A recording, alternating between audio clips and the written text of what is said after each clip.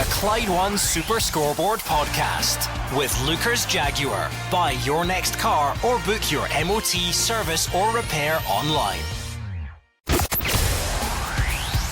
It's game day, and this is the home of Scottish football. It's Clyde One Super Scoreboard.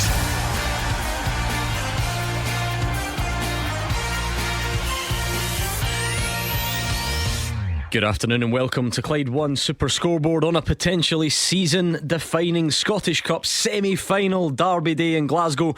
Ange Postecoglou's all-conquering Celtic have a treble in their sights with two trophies all but in the bag. Michael Beale needs to avoid a trophy-less season, starting with his first win against his City rivals as manager.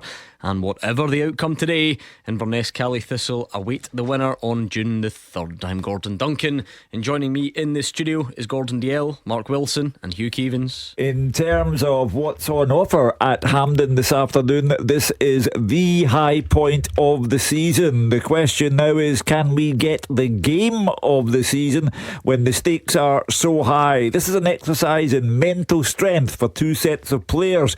What happened in the earlier part of the season between them is of no relevance today. The big calls have been made in terms of team selection. The incentives are obvious. If Celtic win, they're odds on for the treble. If Rangers win, they're odds on for the Scottish Cup and avoiding a trophyless season. That's what we know. What we don't know is what happens when Willie Collum kicks off at 1:30. Yeah, great build up from Hugh there. I think everyone's looking forward to this, Gordon. So much importance based on this game this afternoon. Important for both sides, obviously for Rangers. Try and really stop Celtic getting that treble. I know that Inverness still stand in the way. Got to give them all the respect in the world. But all eyes focused on Hampden, 1:30. Yeah, huge afternoon in store for us. It seems like we've been building up to this for forever, really. Even when the league game had to be contested, we were still looking ahead to this one, and it's finally upon us. Huge for the players, huge for Michael Beale, huge for Ange Postecoglou in terms of a treble. Let's hope we get a great afternoon's football. Yeah, I mean, it can't be anything other than a terrific game, you would have to think. Now that we have the teams, and we'll be getting those from Andrew and Gabriel very, very shortly, we know that these are the two best teams in the country, first versus second, and the fans in equal number there, unlike Old Firm games that we have now in terms of the league, all set for what should be, what we hope will be, a monumental occasion. We've been saying it all week, Mark Wilson. The remarkable thing about this fixture, it can happen 4, 5, 6 times a season, and it never seems to diminish in importance. Each one has its own unique story, and with this one having knockout football attached to it and what that means for both sides respectively, a huge afternoon in Glasgow. Well, that's exactly it, because you get your 4 league games, and then if you meet twice in the cups, well, it could be in the earlier rounds. When it gets to a final and a semi-final, you know, it can't get much bigger than that. And what that holds in store for these two managers, one could go on to match the greatness of some of his predecessors in Ange Postecoglou with a treble, and one could go on to salvage something for the season in Michael Beale. So the fallout after this, whoever wins or loses, is going to be huge for either side. Yeah, I do think the importance of the game is massive, Gordon. It's a long while since I've been excited about a Scottish Cup semi-final. Inverness players, well done to them. They'll be sitting back, relaxing, watching who they're going to meet in the final. But today is all about the big two, and I think we'll be in for a terrific afternoon of football at Hampden.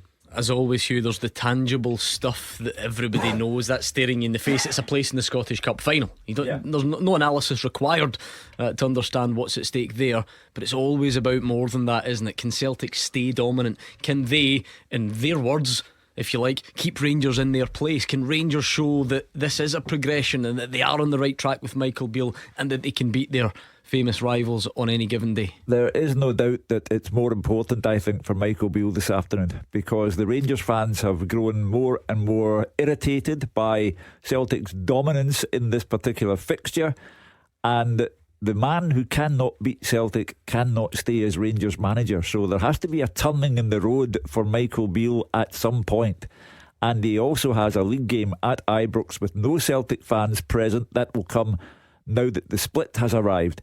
But today, it is huge for Michael Beale. I know that this is a crazy city where this particular fixture is concerned. I know it is irrational to talk about a man's job when he's only been in place since last November.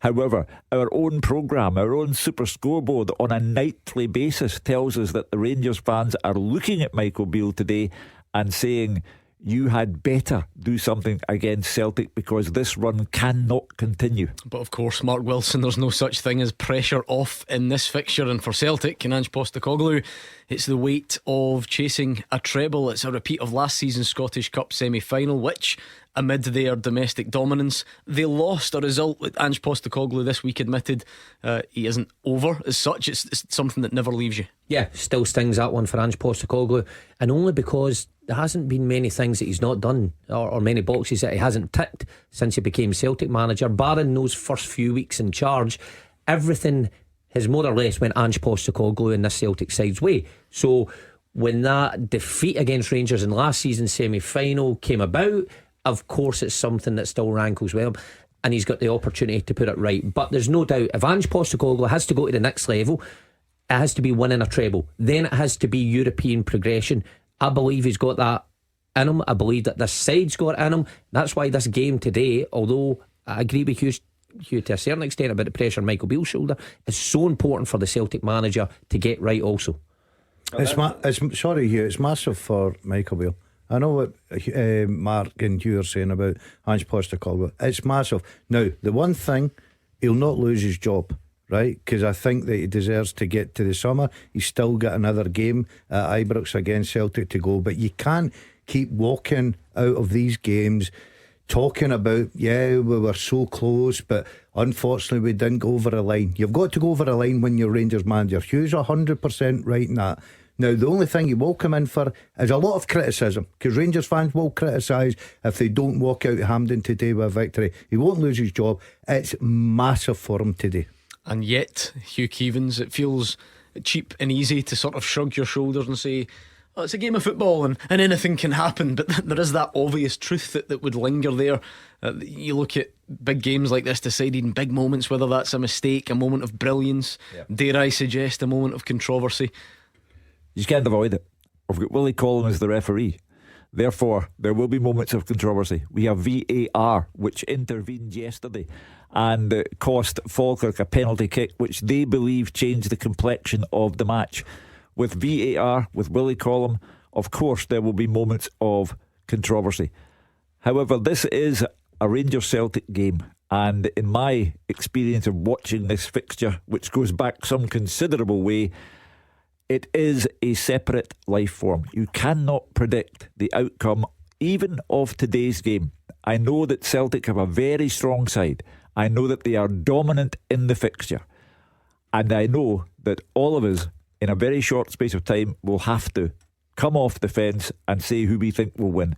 But this game for me, in general terms, is as unpredictable as it can possibly be. I'm reminded of a caller last night, Mark, a Celtic fan, who was unhappy that lots of the discussion has been about how this Rangers stop Celtic. Why is there so much focus on how Rangers stop Celtic?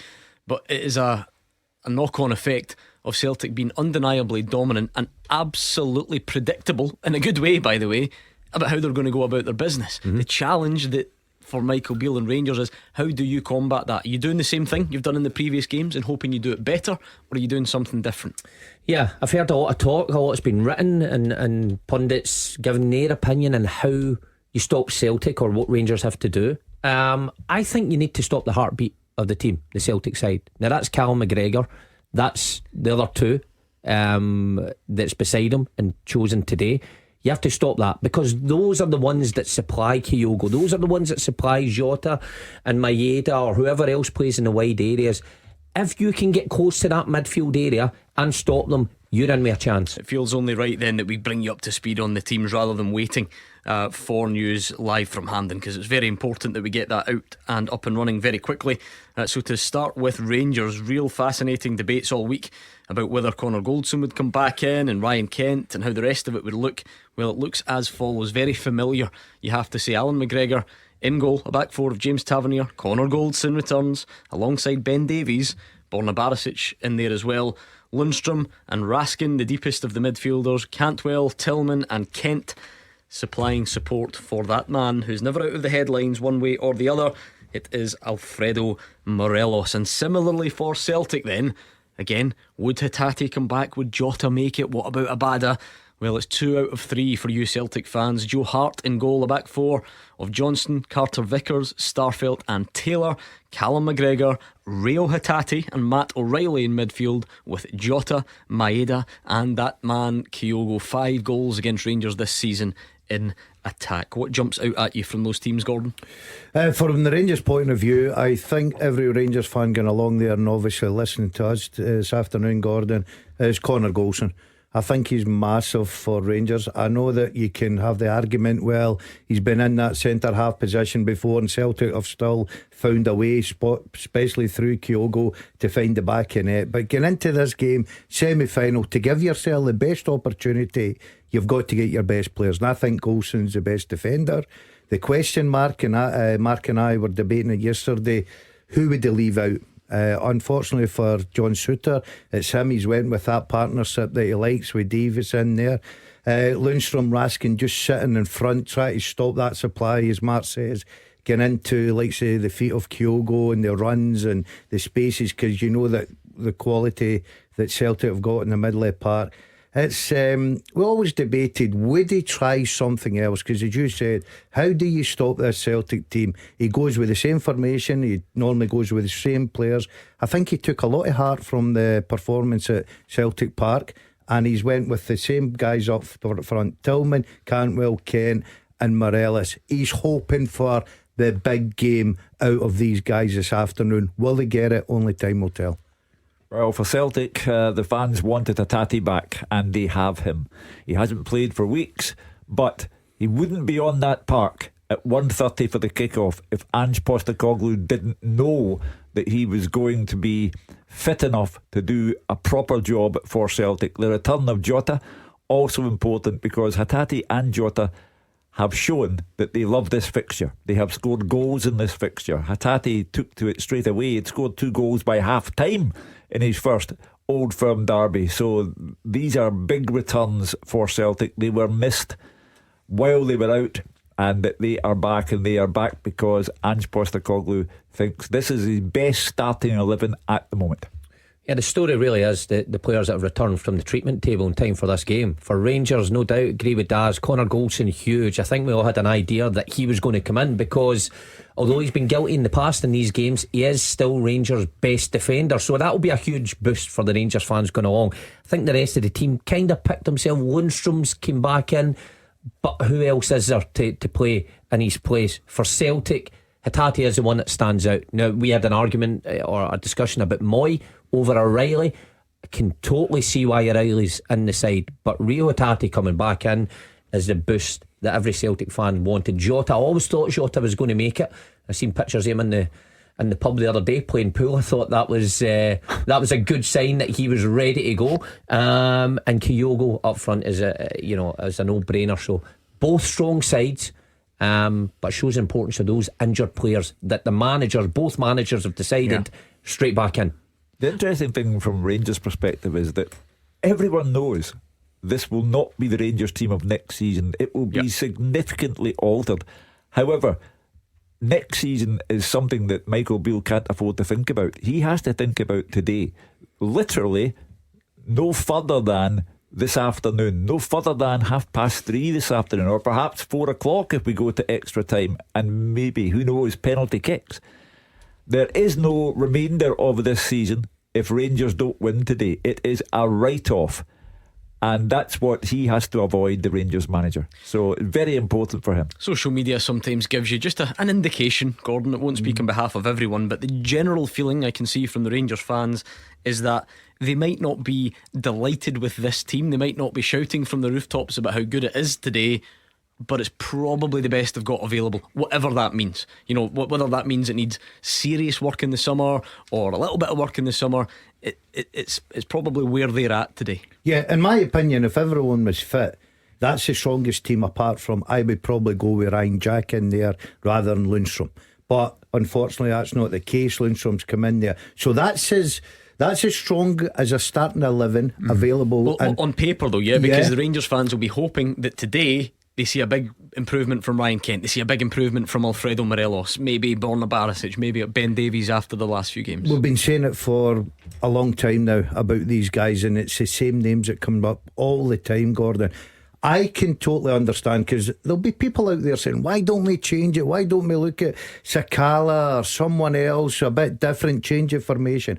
I can totally understand Michael Beale's thoughts, because that's his best players, and he's hoping today is the day he gets a tune out of them. He really does, because they're talented players. They're players that can win you the game, but they've got to step up to the mark, and we keep saying it every time this game comes around. So it's got to be a real test of character for Rangers players today. The scene is almost set, and kick-off is not far away. And now just a quick note from our podcast sponsor Lookers, the new name for Taggarts across Glasgow and the West. We are proud to announce that Lookers is now the new name for Taggarts. Taggarts has been part of the Lookers Motor Group for nearly 20 years, and over time, being part of one of the largest multi-franchise dealer groups in the UK and Ireland, has helped Taggarts to provide a great customer experience, value and choice to their customers across Scotland, and that's something that will never change. And now they've decided though to change the name above the door to move forward as one. You'll find the same great service and friendly faces you've come to know at their Jaguar, Land Rover and Volvo showrooms, working hard to give the best experience every time. You can now browse and shop online for your next car at lookers.co.uk and choose from thousands of used cars in stock with home delivery available. You can also discover the latest new car offers, book a test drive and book your next service online. Although the name has changed above the door, everything else is staying exactly the same, and you can still expect the same great service and friendly faces when you visit in store. Lookers, the new name for Taggarts across Glasgow and the West. Absolute Radio presents Tim's Listening Party with Tim Burgess. Throughout lockdown, every day seemed like a dark one. So I thought the listening party would be a great way to bring people together. So we played back thousands of classic albums. Thousands? I say thousands, it's over 1,000. So we played back over 1,000 classic albums in real time, all together, along with people who made those albums. So it's about time we put it on the radio. Join the party on Sunday night from 10, when I'll pick an album to play back in full, alongside the original artists, to give us their perspective in the studio. Tim's Listening Party. To hear the whole series, subscribe to the podcast now, or check out the Absolute Radio app.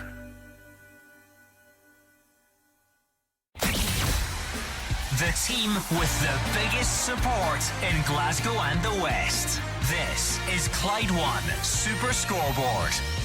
7.5 minutes if you're counting Hugh Keevins until kick-off at Hampden. You got your wish. You said you liked these games to be played in sinister, gloomy, dark weather. That's what you've got this afternoon. Gordon Dalziel greeted me this morning with the words, I was thinking about you this morning when I looked out the window and it was raining.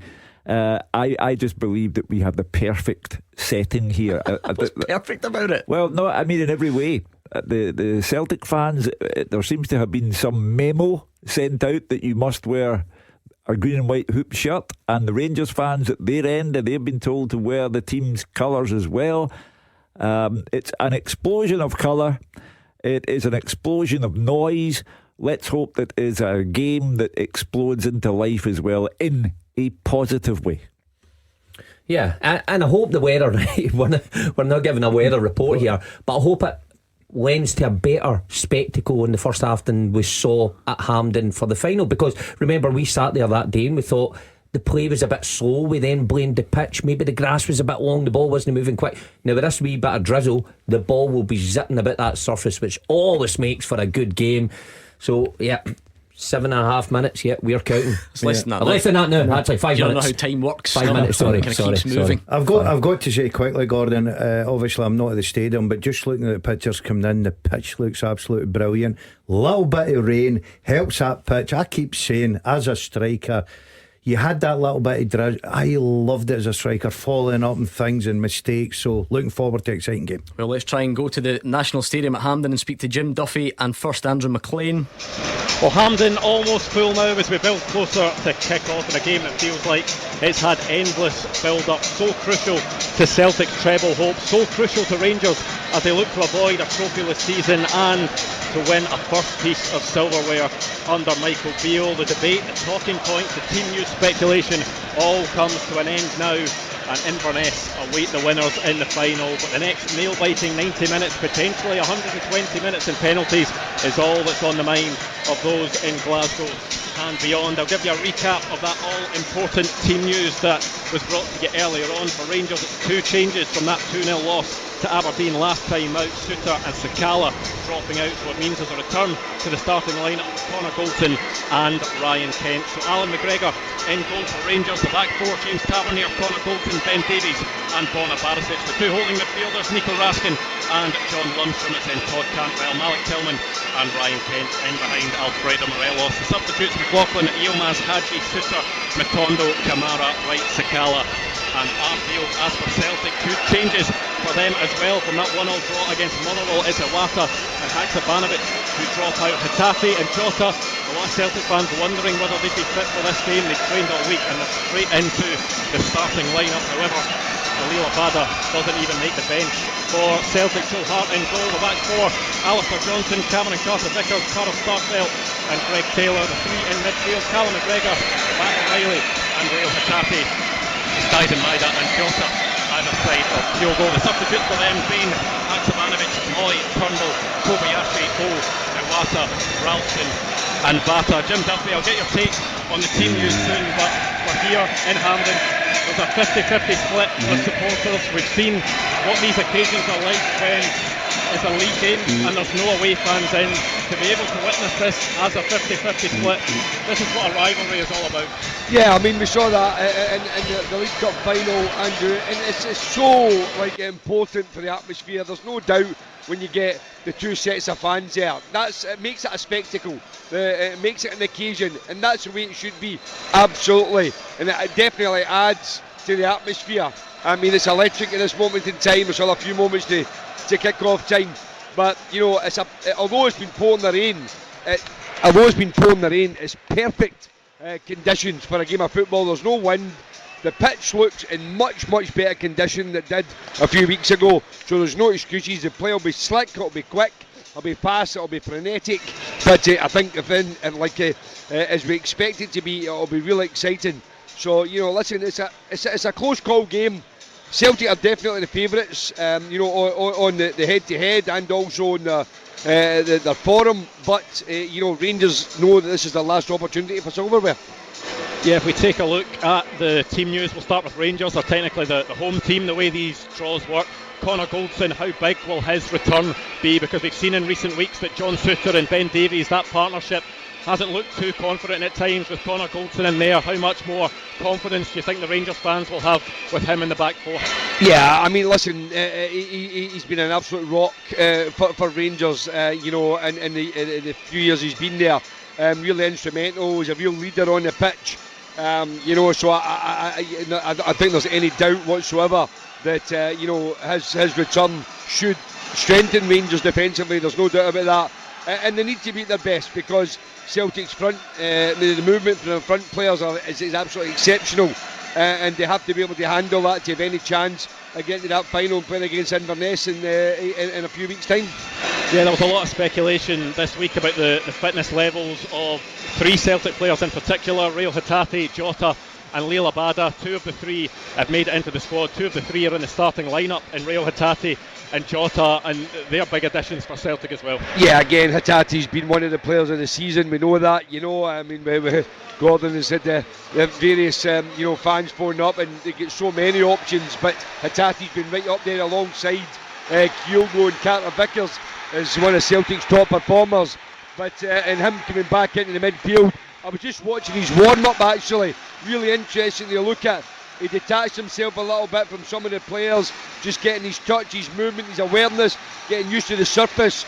You know, just a real top professional. So, you know, listen, he's real quality. He gives Celtic so many different aspects of how to play in terms of linking up the play with McGregor. He's a goal threat, his distribution, you know, his quality in the final third is exceptional. So, yeah, I mean, listen, again, a real boost for him. But the strength and depth of Celtic, I think, is there for everyone to see, particularly with the bench, with the likes of Aaron Moy being able to Haksabanovic, as we mentioned before, on the bench. And I think if it gets to the latter stages of the game, if it does go to extra time, that's where Celtic strength and depth might make a difference. Well, let me paint the scene for you at Hampden here, because the players are out on the pitch doing their handshakes. I look to my left. The Rangers supporters have their flares up. It's the red, white and blue smoke that's billowing around that end of the stadium. I look to my right and it's the exact same scene. The flares are there, but it's green and white in the Celtic end as well. The fans are certainly making themselves known. You can hear the noise around me as well. A really good atmosphere heading into this game. There is a bit of late fitness news to bring you. It isn't to do with either of the teams, it's to do with the officials. Willie Collum was meant to be the referee for this game, however he has picked up an injury. He'll be the fourth official for this game. It's going to be Don Robertson who is the man in the middle for this game. He's just chatting to James Tavernier and Callum McGregor, the two captains at the moment, so he will be the man in the middle. It's Stephen Maclean who is the VAR for this game. But Jim, there is so much hanging on this game. You look at the fact that Ange Postecoglou is chasing down his first treble as Celtic manager. You look in the other dugout, Michael Beale, who's yet to get a win against Celtic. He will be desperate to try and get this win today, show that they can beat Celtic and also set themselves up for a final potential to get a trophy, not end the season without any silverware. Yeah, I mean, listen, it's huge, but there is extra pressure on Rangers, there's no doubt about that. And what a magnificent job Billy Dodge has done getting Inverness in the cup final. But you have to say they'd be monumental favourites, whichever team wins this, to win the trophy. If Celtic, they'd be definitely, going for the treble. Rangers getting that Scottish Cup for the second year in a row. But listen, it's poised, for a dramatic encounter, as we know. And as you just mentioned there, something we don't expect is the change of referee minutes before kick-off. So Don Robertson been put in the spotlight. Normally it's Willie Collum. I think it will be delayed a minute or two because of all the flares. The smoke is now transferred onto the pitch, which basically has blinded most of the stadium now. So I think there will definitely be a delay to this clears. And again, it's just, I think, the design of Hampden, it's got that oval shape and it keeps the smoke in there. So I think there'll be a couple of minutes, Andrew, while the smoke from the flares disappears, and then we can go on, which I'm sure will be a fantastic, exciting match. Yeah, Don Robertson will delay things because normally when you look at the pictures on the television they look a lot worse in terms of the smoke from flares, but I can tell you now from our position up here on the gantry at Hampden, we can't see anything. There's a full left half of the pitch as we look at it where the Rangers players are standing at the moment. We cannot see a thing, so I wouldn't be surprised if we need to wait a few minutes. Yeah. Sorry, it's not ideal for players. Players are prepared, that 3 o'clock kickoff to go out. A lot of players have that, mental preparation. They're very rigid in how they go about. Now they're all standing about waiting. It just makes you a little bit uncomfortable. You're desperate. I mean, this is a huge match as it is. We know that when Celtic play Rangers, it's a massive match with the spotlight on them. What's at stake? You really want Don Robertson to be blowing that whistle and get the game underway. But listen, we've said this before. I don't know how the authorities deal with the flares. It was at both sides of the stadium, but it just seems to be part and parcel not just Scottish football now, but football all around Europe in particular. And I think we have to try and do something to try and stop this happening, because what we want to see is a footballing spectacle on the pitch. At this moment in time, we're just peering through the gloom. Yeah, Don Robertson is still waiting. It's Ryan Kent that's standing over the ball at the moment. He's looking to his watch, and we are underway at Hampden Park. Clyde One Super Scoreboard. Goal flashes. With Clyde Built Windows and Doors. Buy now, pay nothing till 2024. Here is my amateur analysis of it, Hugh Keevins. They always set off flares before these big games. And this doesn't usually happen, so it must be something to do with the fact that it's rainy and foggy and gloomy. Well, Raskan almost scored in the first minute there, and we just about saw it. Terrific effort from him. It took a deflection, it'll be a corner kick. The flares are farcical. This is a stupid start to this game. The pitch is not fully visible, and therefore everyone is at a severe disadvantage. Police should do more to prevent flares being brought into grounds, and I think the players have been disadvantaged, both sets of players, because they've been ready to go and then they have to wait until those who get an inordinate thrill out of setting fire to a flare have their thrill. So it's still a pitch that is Alan not McGregor fully visible. slices a clearance, but Conor Goldson's able to pick it up, bearing in mind what we see on screen is worse than what it's like there. I mean, John Robertson's obviously happy enough with it that we're underway. And incidentally, what about that for some pre-match drama? Never known it. Willie Collum injured before the game and Don Robertson subbed on. Never known it before, and it puts Don Robertson immediately under pressure. You know, this is the biggest game of the season so far, and he is expecting to be the fourth official, and there's a real bad tackle on Kyogo. That looked like a sore one. Yeah. I think and this is where Don Robertson has that decision that you always have to make. Do you let the first tackle go because it's in the first minute, or do you just uphold the laws and brandish a yellow? It was Lundstrom on Kyogo. I mean, it's one of those, Mark wins the ball totally, but it's that excessive force, it's the follow through. In a couple of weeks where we've been talking about follow throughs with Shinnie and Jago, that was right in between both of them, because Jago's wasn't a yellow card, Shinnie's was. Lundstrom follows through. Now remember the last semi-final here at Hampden between these two, Lundstrom had a number of fouls in that first 45 minutes and got away with it. Now he's already alerted himself now to the referee, so needs to be careful. You just wonder if what saved him there, Gordon, is that he's that sort of motion where the 2 feet they almost go either side of Kyogo's standing foot, and maybe he's a lucky boy, John Lundstrom, that was the case. Honestly, I think that was very borderline, Gordon. You know, early on, I know that you want to stamp your authority in the middle of the park, but you don't get carried away. As you come out of that tunnel, the nerves are obviously still going. That delay doesn't help you as a player. And Lundstrom's went in there with that tackle. Borderline, I thought the referee was a correct decision, but I don't think he'll get away with too many of those tackles. Was it not even a yellow card? No, I don't think so, Hugh. I really don't. I know that you can harp on about different players going by, and Mark highlighted it there with Shinnie as well, but not for me. Celtic end up doing very well out of a sticky situation, and good tracking across from Todd Cantwell. 3.5 minutes, Mark. This is blood and thunder already. Rangers are not giving Celtic an inch like we've seen in some previous fixtures, and then Celtic look capable of escaping those clutches at times as well. Well, the press is very high from Rangers. Quite clear what the message is from Michael Beale early on, that do not give the Celtic back line a second on the ball, because that's what I was saying. If they supply Cal McGregor or Riley Hatate, that's where they can really hurt you. So you can see those Rangers front players really getting at the Celtic back line. And now you can actually see them, because the smoke is starting to lift a little bit. I've got to say, I thought Rangers were right out of the traps, and all credit. Raskin is a great opportunity, but Carter Vickers gets his body in the way, goes out for a corner kick. It was a good start from Rangers, but you're talking about the press, and Rangers are going to press very high.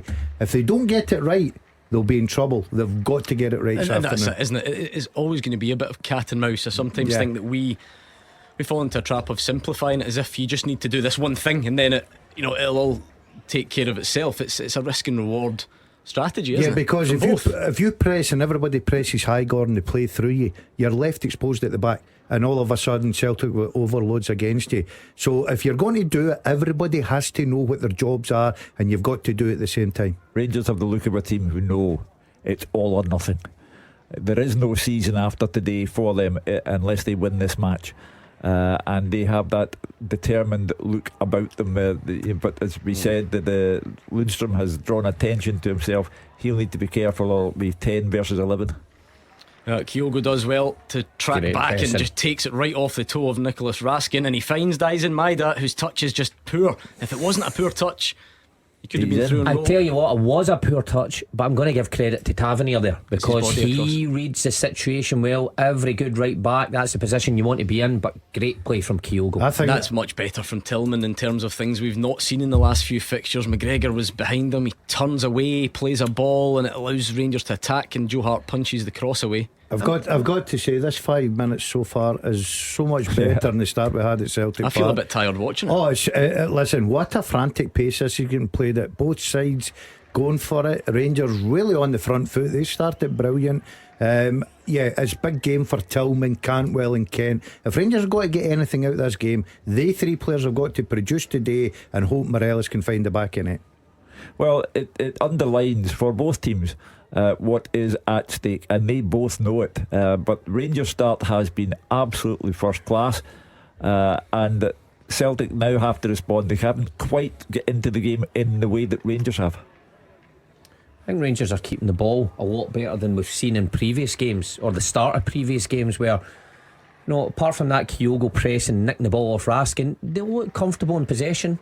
As Ben Davies or Ben kicks Davies it right out under pressure. But great pressing from the Celtic front lot there, because he realised Davies receives the ball and he's in body positions all wrong. He went into some sort of cul-de-sac, didn't he? Couldn't really get out of it, and Celtic managed to put the pressure on. And then you see Craig Taylor is on the right side of the centre circle. Such is the role that these Celtic fullbacks are asked to perform, Mark. It still amazes me when I see it like that, because we speak about it so often, but when you see him so far in the pitch, almost in the inside right channel in the centre circle, it's baffling, how these players have adapted to it and make it work. It's hard to keep a calm head, Gordon, in these, when you're decision making. Matt O'Reilly, they're under a bit of pressure, and he did well, showed good feet, wriggled away from Lundstrom, but then the pass choice was just bizarre. It was never getting to where he wanted it to go. Yeah, you were expecting a little bit more. To be fair, I don't think Maeda gave him much of an opportunity, an option. But that's brilliant from Matt O'Reilly, and he tries to slide Maeda, who's just not on the same wavelength. Do you know, I've watched Maeda in the first 7 minutes here. I thought his touch was really poor. I thought that was a great opportunity. I think that's where he lets himself down a little bit. He's got so much pace, work rate, everything about him. He's got to make a bit of space for himself. I think O'Reilly's got to sell into good positions and saying to him, look, I want to find you, but you can't just be marked with Tavernier. I look at Davis. If I was Rangers, if I was Celtic, I'd press Davis. You look at Celtic Park, he made a mistake. He must be really nervous. You'll remember the Hampden game, Mark, where there are obviously moments when Dyson Maeda is very effective, but he also ran the ball out of play an awful lot that day, didn't he? I don't know if he's not as comfortable in these ones. He plays a decent enough pass into Hatate, but it's a good tackle from Goldson. Well, the first 45 minutes that day, I thought he was well off it, and I kind of made the argument probably leading up to that. Would Ange Postecoglou think of changing him? But Celtic get the goal. But he's going to be a free kick for Rangers down in the corner. Again, I thought that was weak. Just moments ago, again, a ball into Kent, and Johnson just nicks in front of him and brushes him aside. Rangers fans will want to see a stronger Ryan Kent being able to hold Johnson off. They're not seeing it at the minute. Rangers press is interesting as well, Gordon, because Morelos is obviously up there, but Tillman's the one that, again, he's trying to stay close to Callum McGregor and just try and cut off that supply. I think they've worked in this game plan, obviously, but the way Celtic play about, they can release McGregor like that. It's brilliant from Celtic. They attract Tillman to the ball. Here comes Jota, edge of the box. He's just going to look outside him. That's a poor ball in, but Hatate might still have a chance. A rare heavy touch from him though, Greg Taylor, and then a rare poor pass from him, and Todd Cantwell's away. This is end-to-end stuff. It's a good start. Celtic have found a bit more of a foothold, and that is an awful pass from Todd Cantwell. Does that qualify as a pass? Well, he's down. It's, I don't know what's happened there. I was going to say, did it look like maybe he did pull up as he hit that pass, because he was surrounded by Celtic players, so he had nowhere to go, and I just wonder if he thought Morelos was going to run through, but he has a look to the side. It's a poor pass. No, he's been caught by Alistair Johnson afterwards. Catches him at the end. Did they get a free kick for it? I'll tell you, that looked a sore one. Looked like one of the old clash of knees. It was knee to knee, and that looked really sore, and he looks in a bit of pain. He should be okay, but that looked one of those, sore. Well, should that have been a foul? I think so. I mean, he gets the pass all wrong, but there's no doubt about it. Johnson comes in and then takes him late. I'm not too sure if Don Robertson's gave anything. No, here, I don't think he has. No. Well, the Rangers players are not happy at all. I think so. Anyway, so a bit of a lull in play, and in case you keep an eye on these things and you've just tuned in, what do you mean, Don Robertson? Well, Willie Collum has been injured at some point in the build up to this game. In the warm up, we assume and been replaced by Don Robertson, so Willie Collum now on 4th official duties.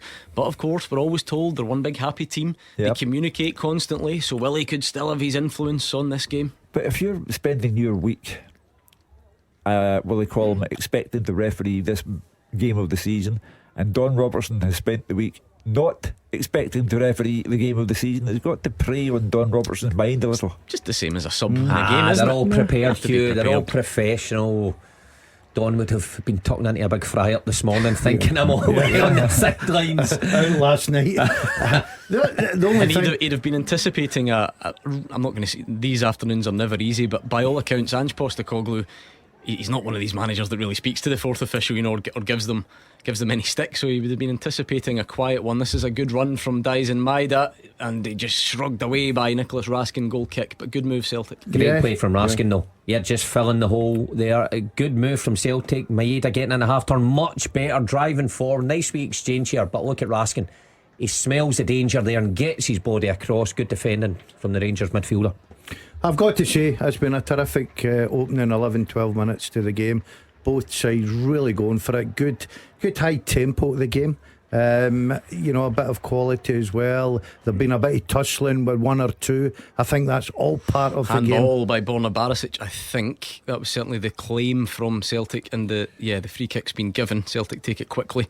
And I was just, in fact, I'll hold this thought as Celtic go on the attack. It's about 4 step overs from Jota. Can't wriggle away just yet. Flips one in with the left boot, headed by Tavernier.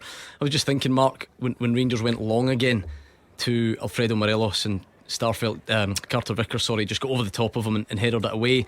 That's the problem, isn't it? If Rangers are just going to look to lump a straight one to Morelos like that, he's not really likely to win them. Yeah, very little chance. I think we said that yesterday, that what Morelos gives, is he good in the air against these two? No, he's not going to win much. Is he going to hold up? Has he got the strength? I'm not even so sure of that. What he does do is he comes alive in the penalty box, and that's why he's in the team. He will nick your goal. But if Rangers are lumping it up, then it's going to come straight back at you. In some regards, the old Morelos might be able to bully his way in those situations, Gordon. But I mean, if it's right above his head, and like that one, and Carter Vickers is not exactly lacking physically either, so it's a tough shift that for Morelos. Yeah, the quality of ball's got to be better, Gordon. Carter Vickers loves What about the quality of this ball? Kyogo's just shepherded really well. Goldson does brilliant. I think he maybe wanted McGregor to come. He gave a little look, and it's a corner to Celtic. But Goldson kept his composure there. You've seen it happen so often in those occasions that you don't keep your composure and that you can see the penalty. So he did well there to hold off Kyogo in the way he did. Do you know, I've got the feeling that every time Kent goes to get the ball, he's got his look over his shoulder at who's coming at him. Johnston never gives him a minute. Yeah, he's snapping into challenges, Johnson, and more often than not coming out on top against Ryan Kent so far. Well, I was about to say though that the Rangers players have done what the last caller in the programme last night demanded of them. Don't let us down, and they are trying their level best here. That's a good move again from Celtic though. Maida's in, but he was just under pressure from Tavernier as he rose to head that ball. He was only about 4 yards out. Celtic are getting joy at getting towards that box. Yeah. I think you'd be disappointed if your Rangers losing a goal like that. I know Maida got up very well, but you look at Celtic's front line, they're not the biggest, and if balls come in like that, if you're a Rangers manager, you're hoping your defender's got to deal with them. Sometimes when they're stood up though, Mark, it's just about timing, isn't it? And if somebody's in the right area, then it's... Yeah, they can beat you easily, even if you've got the height advantage, if they time it nicely. Oh, it's a great ball, James Tavernier. And even better, how's he managed that, Greg Taylor? I was going to say it's a clearance from Greg Taylor, except he manages to kill it with one stretching touch. That was magnificent from the former Kilmarnock man, as Dyson Maida takes a tumble, and that's going to be, I think, the free kick for the initial one was given. It's been fascinating. I mean, 15 minutes. It's been great, I Mark. think both teams have been good on the ball. I think we've had penalty box action. Rangers started it obviously with that Raskin shot. Celtic have put in a few good crosses. It's been an intriguing opening. I wonder what part of James Tavernier's thinking, I'm going to get away with this here. I'm just going to take my two arms and I'm just going to shove you onto the ground and get away with it. It's silly to give away free kicks like that.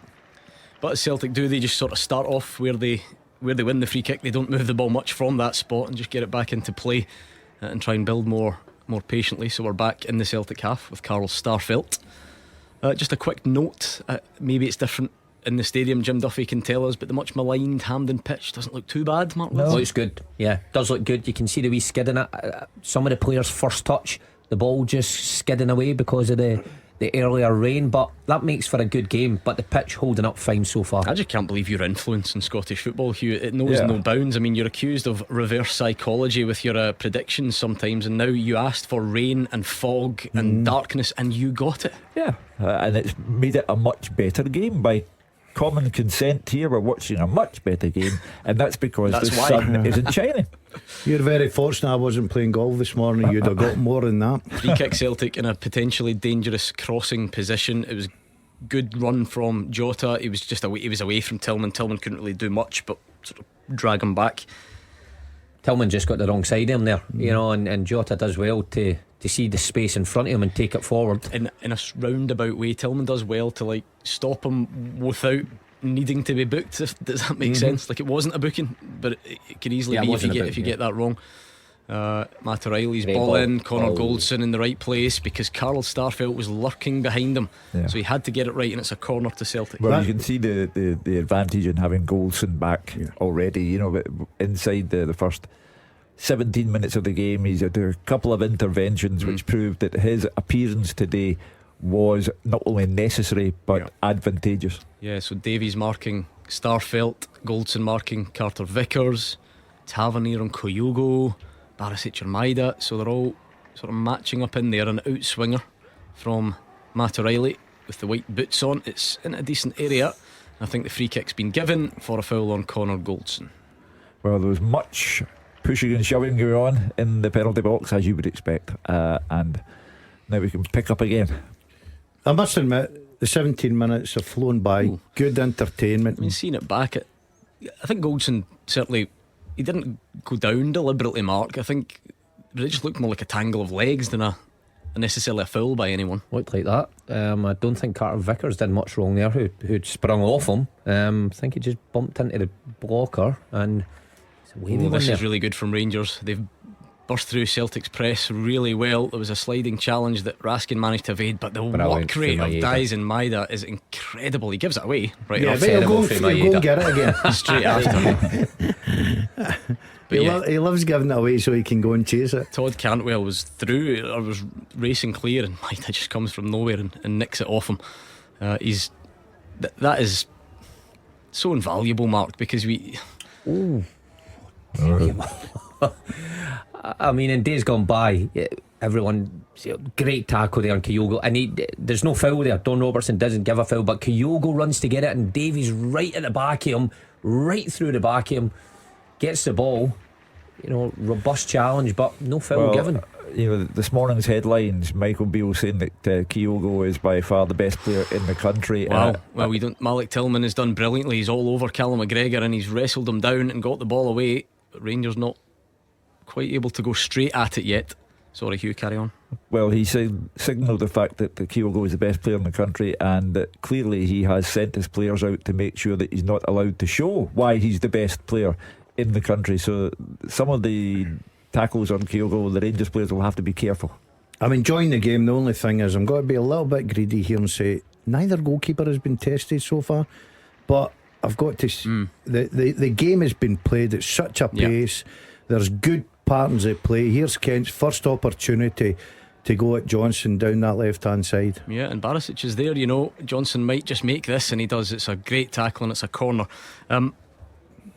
20 minutes gone, Celtic are getting into the better areas though, aren't they, Mark? Albeit this looks like an improved Rangers. It's a decent Rangers performance. Yeah, but in terms of territory and getting into areas, I think Celtic would have edged it. Yeah, you know what, I think both managers will be standing there pretty happy how things are standing at the minute. Yet Celtic in the wide areas and put crosses into the box. Rangers maybe limited in that, but they've got a corner here. Can Rangers make it count? Alfredo Morelos scored from a set piece at Hampden, didn't he, earlier this season? He then had that one disallowed that you may have heard about. I mean, guess who's marking him today? Is Johnson on him? Yes, Johnson's on him, because Celtic aren't the tallest, and it's a brilliant delivery and a really good header from Carter Vickers. I think it's going to be another corner, although Joe Hart did go racing out of his goal. I don't know if he thought he was getting the ball to go for another goal kick, but it is a corner.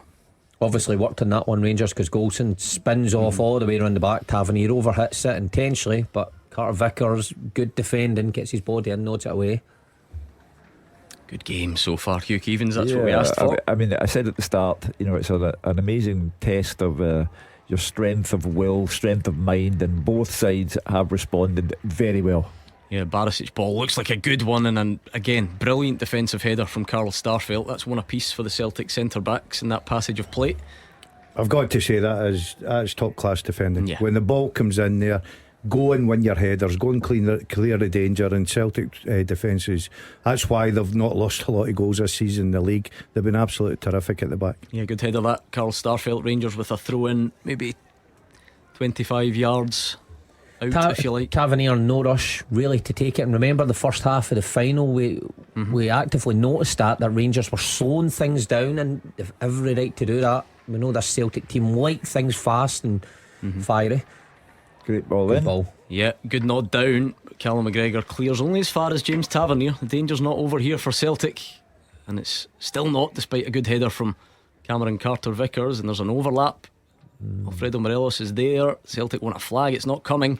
Offside, yes. Yeah, it is now. Yeah, it was a good wee period that for Rangers there. Couple of corner kicks, loads of pressure. Celtic backline though, terrific. First Starfelt, second Carter-Vickers, and then a good line there just to get Morelos offside. So defended very, very well. I think if you're in the Rangers camp, you're delighted with the opening 22 minutes. I really do. I think they've been at it. They've sort of went after Celtic a little bit. I think they're forcing the game, but the quality that Celtic have got, especially middle at front, so they just need to be careful. The first goal in this game, I think if Rangers have any chance at all, they have to be the ones that get it. If you don't bust a gut today as a Rangers player, then you're a waste of time, because the remainder of the season hinges on this. And so you have to be conscious of that, and I think it's the best they've played in any Old Firm game this season so far. Yeah, I would agree. And you know what's the funny thing? Even though Celtic have not scored, I think they'd be happy looking at the other performances in these games. Remember the last one at Celtic Park? None of them could string 3 passes together. The one at Ibrox was scrappy as well. So in recent times, that's the best probably Celtic and Rangers have played in the opening 20 odd minutes. And you can see what Celtic are capable of. It ends up getting clear, Gordon, but they can mix it up. All of a sudden Matt O'Reilly appears on this run, and it's played into a channel for him to just chase. It's a more direct ball rather than the patient build up. Yeah, obviously Celtic have got that quality, Gordon, and that sometimes they have a period they're not really in the game, then all of a sudden they just cut you open with terrific passing, terrific moving. I think that Michael Beale will be delighted the way that Rangers are breaking the press of Celtic so far. They've been very good at it. I think Cantwell, Raskin especially, has been terrific so far. I think Rangers have settled well into this game. Yeah, James Tavernier has it. He's just looking to get out his feet, but Maeda's a pest in the nicest possible sense of the word. Yeah, and it's a throw into really, Celtic. as a full back, it's a good ball for Lundstrom to Tavernier. You expect just a wee bit of space there, don't you, from a wide guy? You expect him to drop. Because it's not even the never full back, does. obviously. It's not Greg Taylor, it's Maeda who's back there, and you think, get up the pitch a bit. You'd say go to the other wing. Go over there. Send Jota over here. Yeah, he must. He is a pest. In terms of pressing, does such a good job for the side. Battery power, doesn't he? Well, it's a great advert for any young winger, any young Scottish winger. It's not just about going the other way, it's about helping your team out. He's a perfect example. But to go back to Gordon's point, goalkeepers not worked at all yet. No real chances. More than a quarter of the game gone, and neither has had a save to make. Yeah, decent enough break this from Celtic, but Rangers are just getting bodies back in good areas and winning it. And it's a little bit scrappy there. Probably the quietest 25 minutes I've seen Jota in a Celtic strip. Yeah, not seen a lot of him, and that's down to good play with Rangers stopping that ammunition, because we were all talking about it. How do you try and stop Celtic? Stop the ball going to their influential players. Jota's certainly one in the wide area. This is not necessarily aimed specifically at Morelos, because all strikers do it, but it's a pet peeve of mine, because it's annoying to watch when a defender's behind you, so you just kind of fall down on your knees, and then the free kick gets given. Referees buy it all the time. I'm only mentioning it because he's the one in this occasion, but strikers all do it. See, you selfish strikers. It was never in my makeup. You never got close enough to anyone. Correct. Anyway, good header, Carl Starfelt. Sometimes it's hard just to get the ball down. It's kind of bouncing around Mark in that centre circle when the first contact's made. Yeah, I think both teams are doing great work defensively in terms of plugging gaps. I think both midfields should take credit for it. McGregor and O'Reilly at one end in the box plugging those gaps, but also Raskin and Lundstrom just stopping promising attacks. So I said at the start of the show, if Rangers had a chance, they had to get near that Celtic midfield. I think they're doing a good job at the minute, but here comes Celtic. Well, here's Jota. Now, we've said he's been anonymous so far. He slipped a pass into Alistair Johnston, who thinks about the shot parried by Alan McGregor, and the cross comes, and it's a poor ball from Matt O'Reilly. A better pass, and I think Celtic had a goal. That's a heavy challenge, Barisic, but Celtic still have it. Saved by the feet of Alan McGregor up out for a corner, and Barisic goes into the book as well. Yeah, good play from Celtic. Really was good play. McGregor gets the ball away from safety. Johnston comes down that right hand side. We were talking about Jota. All of a sudden influences the game, but Barisic slides in there, gets is that the first yellow of the game? Yeah. But good goalkeeping from McGregor, gets out the danger area, but good play from Celtic. Shows you how dangerous they are. Thought it was poor from O'Reilly though. When McGregor parries it and it falls to O'Reilly, he's got to pick someone out. It was almost tentative across. Yeah, Jota's ball's not great this time either, as Celtic worked a short one from the corner. The deliveries haven't been brilliant, but Celtic do still have it, and Borna Barisic is going to try and tidy up throw in Celtic. Alistair Johnston absolutely loves these games. Yeah. You know, he has. I've rarely seen it. I don't think he's had 20 appearances for Celtic yet, but every Rangers game he seems to thrive on it. He's having a very good game. Strikes you as the type that would go back and watch the last 50 just to make sure he's fully up to. What's that? I think it must be offside. an offside. If it is, you're really annoyed at Kyogo, aren't you? Maeda, sorry, if you're Ange Postecoglou. No idea why he's offside. So they'll saying you're looking right across that line. There's no excuse whatsoever. And plus the fact with the pace he's got, there's certainly no excuse. I'd like to see it back, not because I don't believe it, but just because I totally agree not with sure you. why he would be there. But anyway, and as you say, Mark, Rangers not in any hurry. They're going to get everyone up, and Alan McGregor's just going to come over and launch it long. Well, they have to play to their strengths and take away all his slips with that one, but actually Great turns ball. out a good ball to Lundstrom. So they don't like playing to Celtic's hands. We all know what Celtic are. Speed up the ball boys at Celtic Park. Everything's quick. Free kicks down in play. So Rangers doing the opposite. Doesn't need to be rocket science, Gordon. There's an ego that's attached to this fixture, and you think get right in their faces and do what they do, and let's everybody play fast. Celtic have sort of mastered what they do. If you're Michael Beale, why would you want to give Celtic maximum opportunities to impose their game plan? No, I think Mark's right. Michael Beale's quite entitled to just play at his pace. As you say, that's the way Celtic like to play. They work in it day in, day out. So you don't play into their hands. You've got to play your own game plan. Right, I don't know what's happened here. Don Robertson was the fourth official. He became the ref when Willie Collum pulled out just before the game. Willie Collum was then the fourth official. Now it's John Beaton. Now it's John Beaton. But why was he there? But anyway, like we can have a laugh and a joke, but I don't know. Where's Willie? Because Willie was on the camera. He's not feeling well or something like that. So it's not. We did look a bit peaky when the not camera too went much on of him. a laugh and a joke. It's just too far. It was a good opening from Celtic. It looked like it was a devastating counter, but the cross from Jota too close to Alan McGregor. McGregor, good goalkeeping. Sees the danger, times it well, because if Jota just cuts that back a little bit, Rangers are in deep trouble. That's what Celtic are so good at. You know, they're in their defensive third there. Two passes out to Jota. He almost gets it right to Kyogo, who's off the shoulder of two centre halves. But it continues to be a terrific game. Great entertainment, great spectacle. No idea what's going on behind the scenes with changes of referee and fourth official, but the players on the park are doing their jobs. It's a strange one, Mark, because the gut feeling is that Celtic look more dangerous, but Rangers will also be really quite happy with their performance, if both can be true at the same time. I think so, yeah. Celtic look more comfortable going forward. It's just that final bit and the final third's letting them down. But I think Rangers will, like you said, look at the other games that they've played in. Michael Beale will be standing there thinking, this is the best I've seen in 30 minutes against Celtic under my watch. Well, they've been behind in some of the games by this point. I can hear all the Rangers fans saying, I told you the gap wasn't that big between the teams. I told you. And at the moment they do look evenly matched.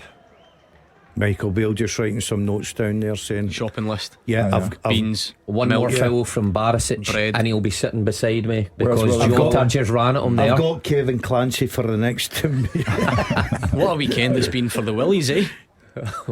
Oh, sorry. I mean, to clarify that, Column and Nelson. Brilliant. You told the nation yesterday you had a big night planned. You were going to sit and watch Willie Nelson from Glastonbury on the telly with a glass of red. Yep. And then the snooker ran on and you didn't get to watch it. I ended up, I saw all of Brighton's 6 goals and I turned it back looking for Willie Nelson, still not there. I gave up at 11:30 and went to bed. It was supposed to start at 10 o'clock. Willie Nelson, Willie Collum, a bad weekend for the Willies. And see, the thing is, right, because it's easy enough for any other person to say, you know what, I'll just go on YouTube and download that very concert that was supposed to be on, but you can't do that. He said to 11:30. Colin Selby, everything under the sun. all I can tell you is that Dolly took off her rhinestone suit and went to bed at 11. It was funny because I got a text from him actually last night, and I thought he's banging the mood for this. It was at 25 to 10. Pushed the sofas back, cowboy hats on, he said, and then it never happened. It didn't come to fruition. No, it's the only Saturday night I've ever thought about you, Hugh. When I turned it over, the snooker was on. I'm overwhelmed. I'm not sure if Greg Taylor certainly felt he was fouled. And I think Malik Tillman's done himself in trying to stop Greg Taylor. Malik Tillman's clutching the back of his leg. Well, that doesn't look good, I didn't see any contact. Certainly, 'cause it was him that put the tackle in on Greg Taylor. He stretches with his right leg. For me, that's a foul all day long. Yeah. He catches Greg Taylor on the knee. Yeah, but I think Don Robertson's no game. I don't think he Yes, maybe he pulled has. it back. Has he not? We'll find out in a minute. I agree with you, Mark, but if I was in the Rangers camp, I'd be a bit concerned. I don't think he's got to continue here, is he? If it's the back of his hamstring and he's stretching his that, hamstring. yeah, I think he could be in bother here. Yeah, he's now lying back, getting the old stretch from the physio. That was me this morning on the crutches. Yeah, by the way, Don Robertson didn't give a free kick there and motioned that Tillman had got the ball. Ridiculous. No, he's got Absolutely that ridiculous. one wrong. He's got that wrong. It was a free kick all day long as Sakata is out warming up. Maybe this is big chance if Tillman can't continue. It looks okay. Nah, he's holding the back. Anybody will tell you, Hugh, as a player, when you are holding the back of your hamstring, that's a problem. Yeah, Don Robertson throw in. So Greg Taylor's just taking the throw in. We're back bad underway. decision, yeah. Interesting. That's a hard ball. I tell you what, Borna Barisic, by the way, if he clears that, he probably doesn't have to clear it. If he doesn't get a shout from Alan McGregor, he actually does the right thing there, because he can't take a chance after what's happened to him in this game. Tillman looks like he's limping to me, but then again, not physio, not trained in these matters as Cantwell. Was I know about this period in the final where Tillman started pulling up again, and we were clearly saying, hey, it looks like he's carrying something. I thought Tillman was carrying something at warm-up, Mark, before the game, and he obviously was, because he did struggling. No, he's saying he's over. Yeah, I told you, the minute you put that hand to the hamstring, your day's over. And it might actually be Scott Arfield that comes on, which is interesting. We had a lot of calls for Scott Arfield this week, saying look at what he brings and those late runs and all that sort of stuff, and he's a goal scorer at times. So yeah, based on what Tillman has done in Old Firm games up till now, Arfield's an upgrade. Because we're just seeing it back. It's a stretch from Malik Tillman. A very interesting call from Don Robertson to suggest that he had got the ball, I must say. Especially the way, the direction the ball actually travelled. So, listen, I think Hugh's right.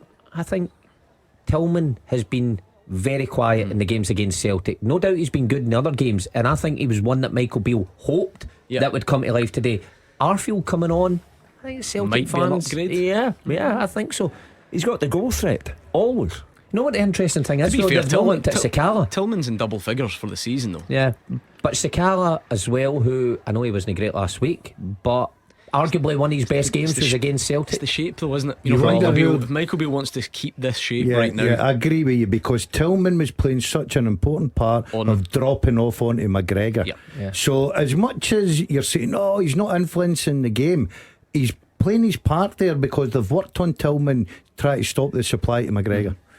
Yeah, in basic terms, Mark, I guess you would be taking off someone narrow and bringing on Sakata, who probably doesn't understand that role as good as well as Arfield would or Tillman would. So yeah, I think he's totally spot on. It's all about the shape in this one. But Arfield running off the back of Morelos is one of his strengths. So the Celtic back line are now facing a different threat, I think, than a Tillman, who would probably do most of his work in front of you. Arfield will do most of his work running off you. Well, seen this many times in this fixture. Someone coming on and going off, it can have a positive, a negative impact. It can influence the match.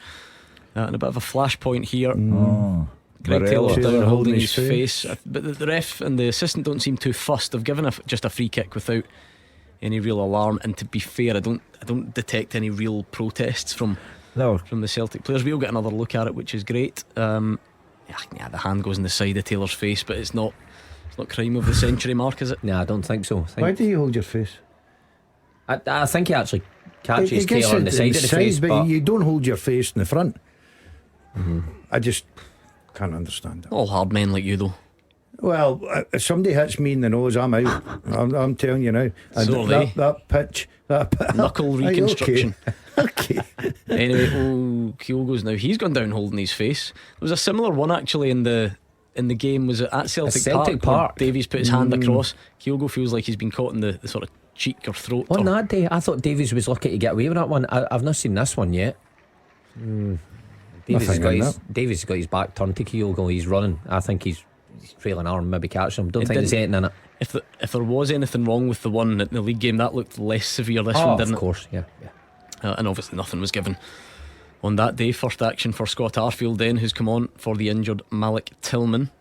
And I don't know, depending severity of that hamstring injury, depending on what happens in the summer, have we seen Malik Tillman for the last time? Well, I suppose we're in that territory. Well, there's a debate over whether he is essential at the price. 5 million, it's a lot. And has he done enough to demand that Rangers pay that kind of money for him? I don't think he has. You know, he's a funny one.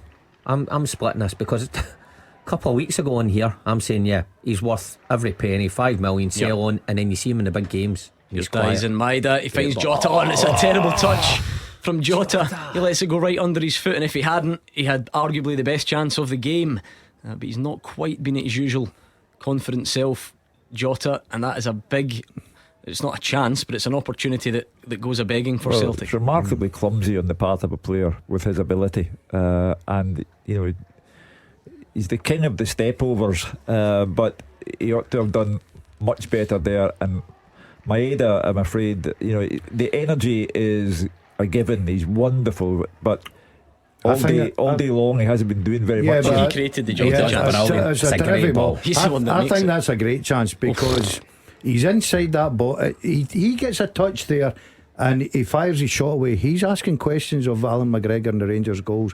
That's poor play from Jota. But Maeda, yes, he frustrates the life out of me at times, but that was a terrific ball from him. Yeah, Mark, it's a sort of like a nervy one from Jota. It's the type that you sometimes see on a big occasion. Yeah, I think he just takes his eye off the ball. Well, this is really good from John Lundstrom, and he's striding forward. He's worked a 1-2 and he's bearing down on the box, but I think someone gets back and nips it off his toe, and it's a corner to Rangers. Yeah, I think Matt O'Reilly, I'm not sure Matt O'Reilly and Starfelt there maybe just crowd him out, but you've got to say John Lundstrom, you know, driving, taking the game to that Celtic backline. It's a good first touch. O'Reilly was claiming for a handball there, might have had a shout for it. Not really something you see enough of John Lundstrom, that is it? He doesn't usually do that or break forwards, usually shifting it to someone else. But that Jota chat just takes his eye off the ball at the critical moment. If he just gets under control, he's got a shot. I'm not Lundstrom's biggest fan, but I thought last week against Aberdeen he played well in the middle of Park, I really did. And I'll tell you what, I think he's upped his game a little bit because he knows his positions and threat. Yeah, dangerous ball again. Barisic round the back. Again he's looking for Goldson, and again Carter Vickers deals with it. So we've seen that a couple of times. Rio Hitati gets it clear, which is a... Not seen a lot of Hitati. That's what I was going to ask you. Been a bit quieter. Yeah. But we know the quality. Nearly. Was that there? Or was that Ryan Kent? Yeah, Ryan a mistake Kent from Ryan Kent, but Celtic can't quite capitalise, and McGregor clears it out of play. Surely Ryan Kent must know when you get the ball in the final third there and you think you've got lots of space against this Celtic side, there's one of them coming at you, and it's Maeda, and almost nicks it. Just look at it, rebounds back to McGregor. Celtic have done the classic switch wingers round. Jota's on the left, Maeda's on the right, and he tries to play a first time pass when he possibly didn't have to. Bit of a mix up at the back for Celtic. Starfelt left it to Carter Vickers, who left it to Starfelt, and now Morelos has it, and Cantwell's coming in. And a bit of a rush of blood. He does well there, Cantwell. Cantwell does really well, but the cross is poor. I tell you what, I want to thank you for that ball from Morelos there. It's almost like shifting responsibility. Cantwell, on you go, you take it. And because Starfelt's coming over and pressing him, he does wonders to get out of it, but the final ball isn't perfect. It's one of the quickest halves of a game I've witnessed. I've really enjoyed every part of it. You look at goalmouth action not being that great, McGregor having a good save, Joe Hart not really been tested, but apart from that, I just think that tactically the battle's been brilliant. Yeah, it has. And Jota now over on that side, and he manages to wriggle away from the first one, but it's a free kick against Raskin. Forgive me, it was Matt O'Reilly. Once again though, the ball up to Kent, Johnson just eases him off it and starts the move. That's another foul, surely. Yeah, Matt O'Reilly down a bit easy, but Maeda still has it. Everyone's switched off, and we've got a goal at Hampden. Goal flashes with Clyde Built Home Improvements. Rangers 0, Celtic 1. Jota looks to the sky, stretches his arms out in delight, and that tells you that it's Celtic that have taken the lead. Nicholas Raskin felled Matt O'Reilly, and then everyone stopped. The old saying of play the whistle. Well, it was Celtic that did it. Down the right side, crossed in, and a header from Jota, leaving Alan McGregor with no chance. 42 minutes gone, Celtic strike first. And we had blamed Jota for his clumsiness in not taking advantage of a great ball across from Maeda. Celtic Rangers asleep, Hugh Keevins. Yeah, defensively that's a shocker. And what a remarkable end to this first half if it stays that way, because the Rangers... Oh my God, the more you see that back, Ryan Kent, Borna Barisic, it's the type of thing that would get you an earful on a Sunday morning at your local park, Mark Wilson.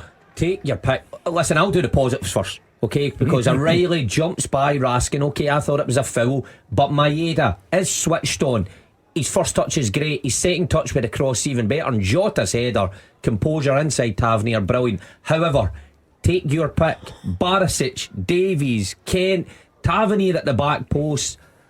Oh, I mean, schoolboy stuff, that. Unbelievable. I think you're defending. right when you describe it as schoolboy. That is, for all the work that Rangers have put into that, with 2 minutes to go to half time, they go, and that is ridiculous. But I'll tell you one thing of that goal: Maeda's ball is absolutely brilliant. And where is he to deliver it?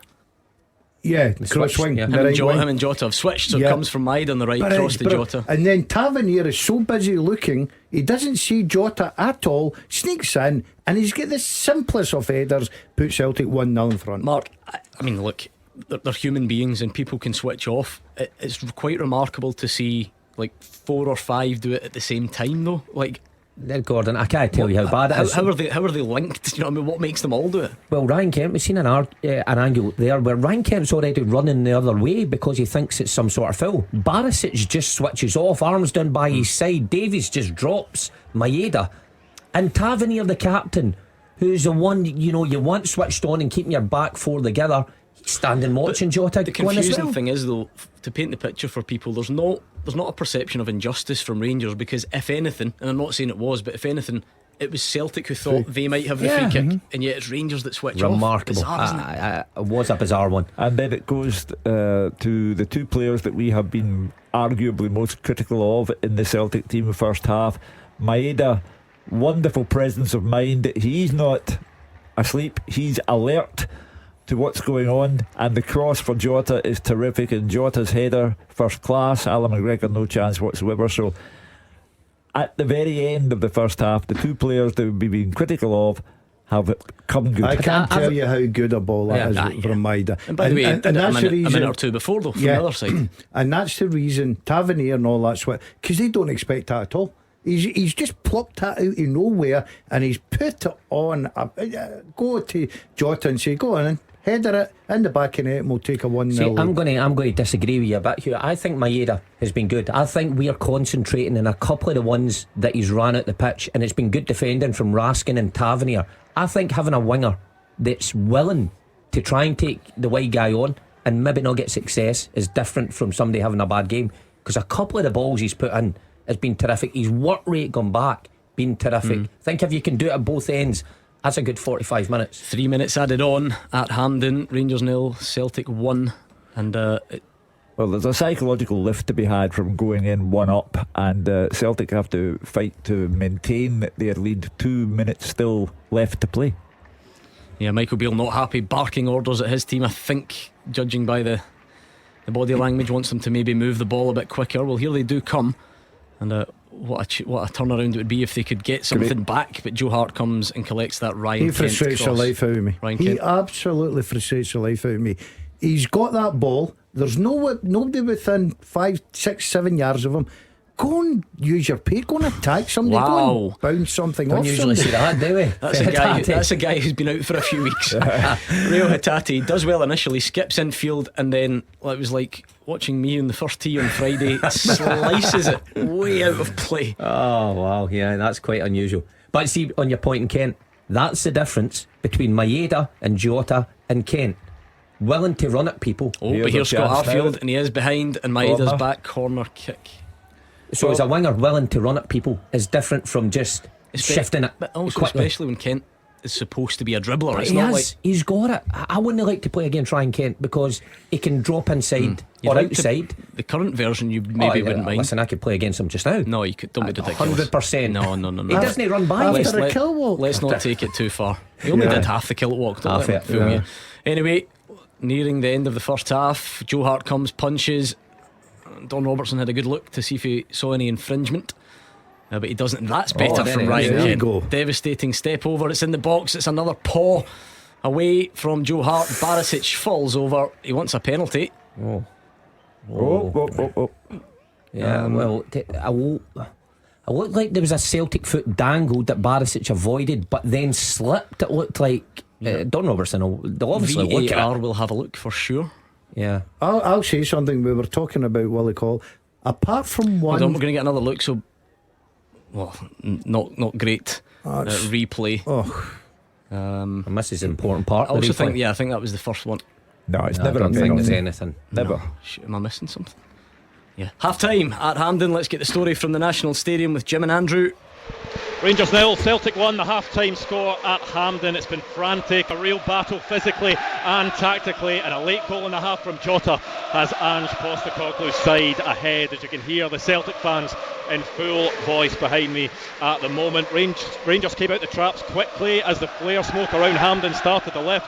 It was Nicholas Raskin striding towards the box. His shot from around 20 yards took a deflection and then spun wide of Joe Hart's goal. As I said, it was frantic. There was tackles flying in, some nice passages of play too, but both teams unable to find that opening for a while. Celtic's first real shots came 26 minutes in. Alistair Johnson's shot from the edge of the box was parried by Alan McGregor. Moments later, he had to be alert at his near post as Jota's shot from a tight angle was saved. Malik Tillman then injured himself while going into a challenge on Greg Taylor. He was forced off with an injury. Scott Arfield came on to replace him. Celtic with a good bit of territory. Rangers attempting to break on them a few times, but chances still few and far between throughout then.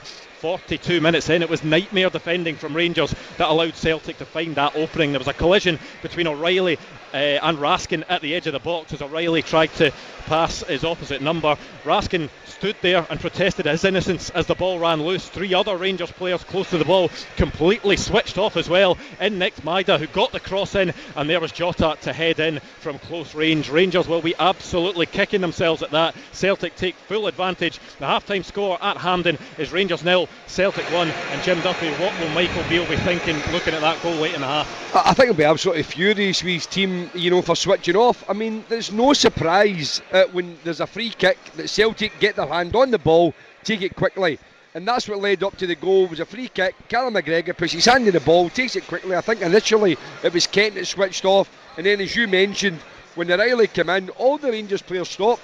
It would have been a free kick to Celtic anyway, so the first thing is you go and recover the ball, make sure that you do your job. But all of them switched off except for Maeda, who again, brilliant, got to the ball first, stood up to the back post, and there was Jota with a surplus of Tassa heading it in from about 6 yards.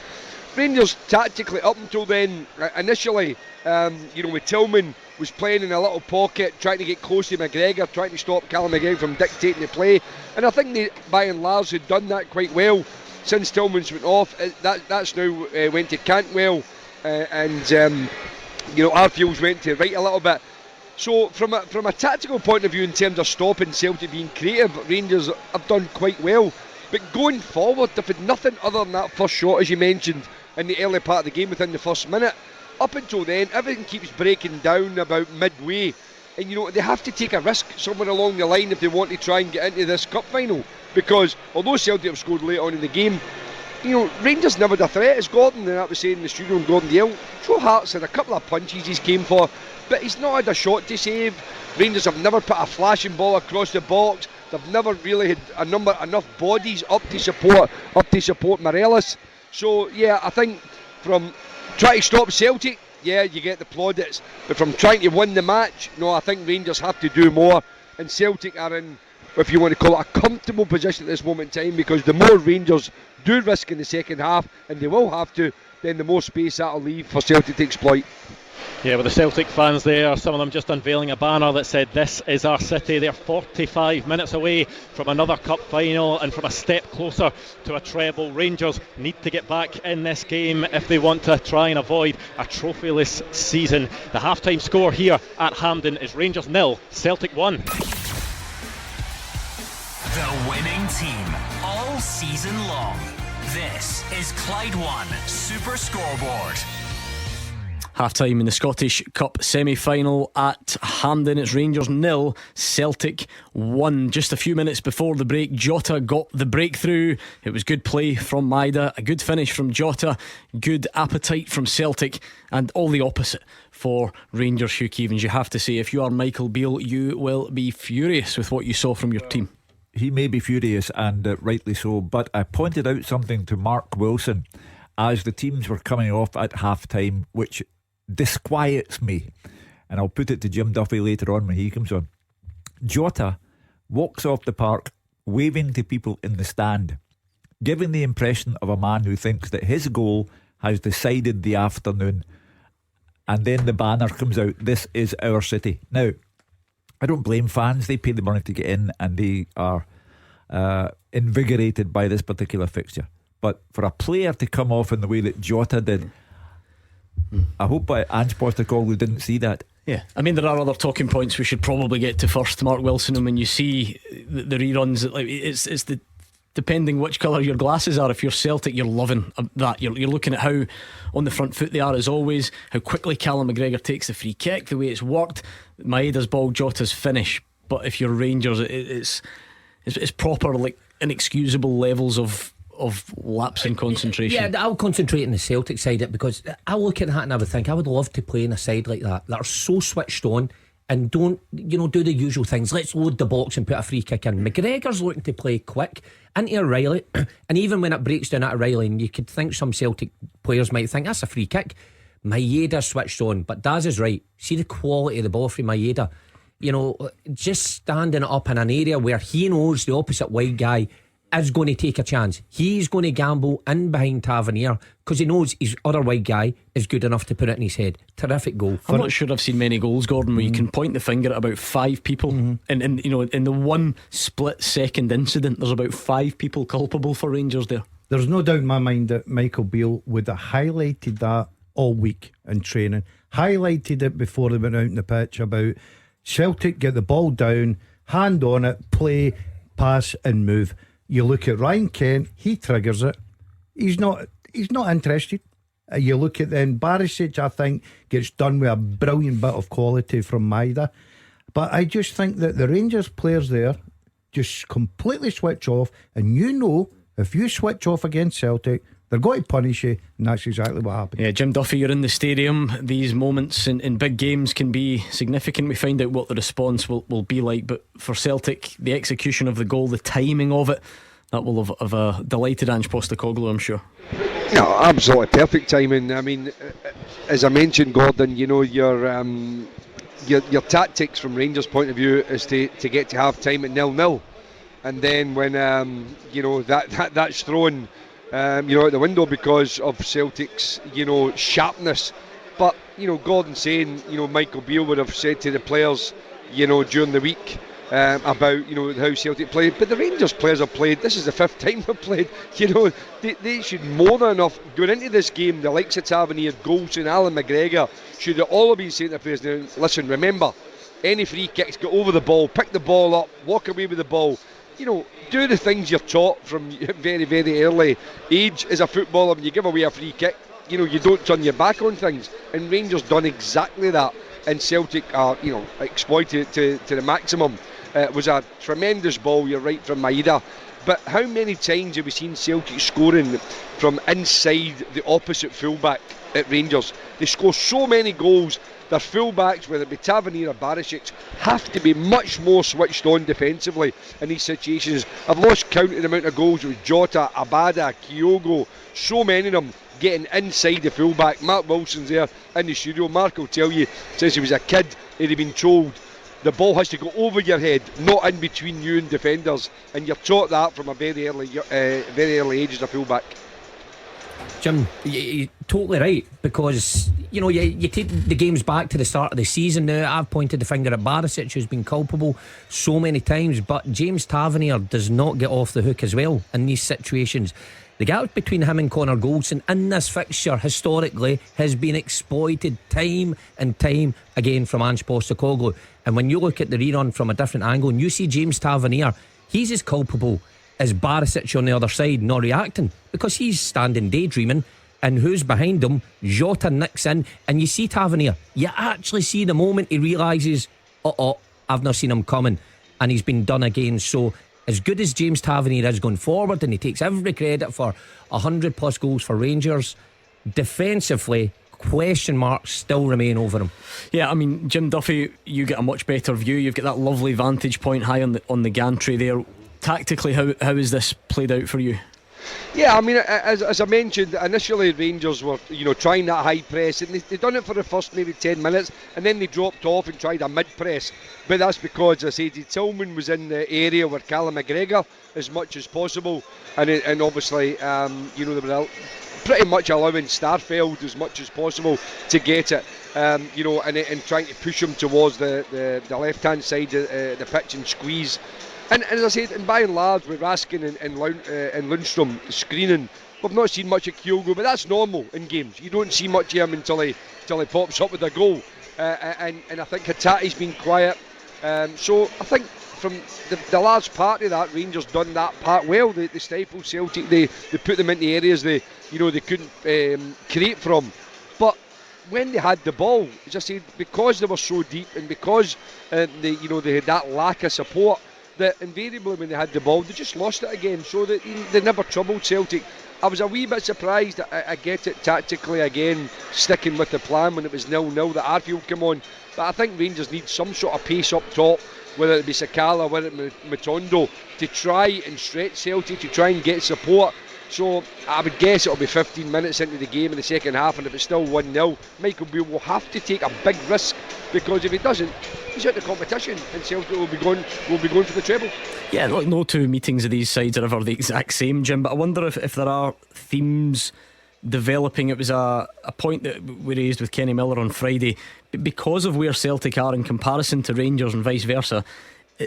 Is Rangers' first priority at the moment, you're still having to sort of stop Celtic rather than being in a position where they can really attack in a consistent and meaningful way?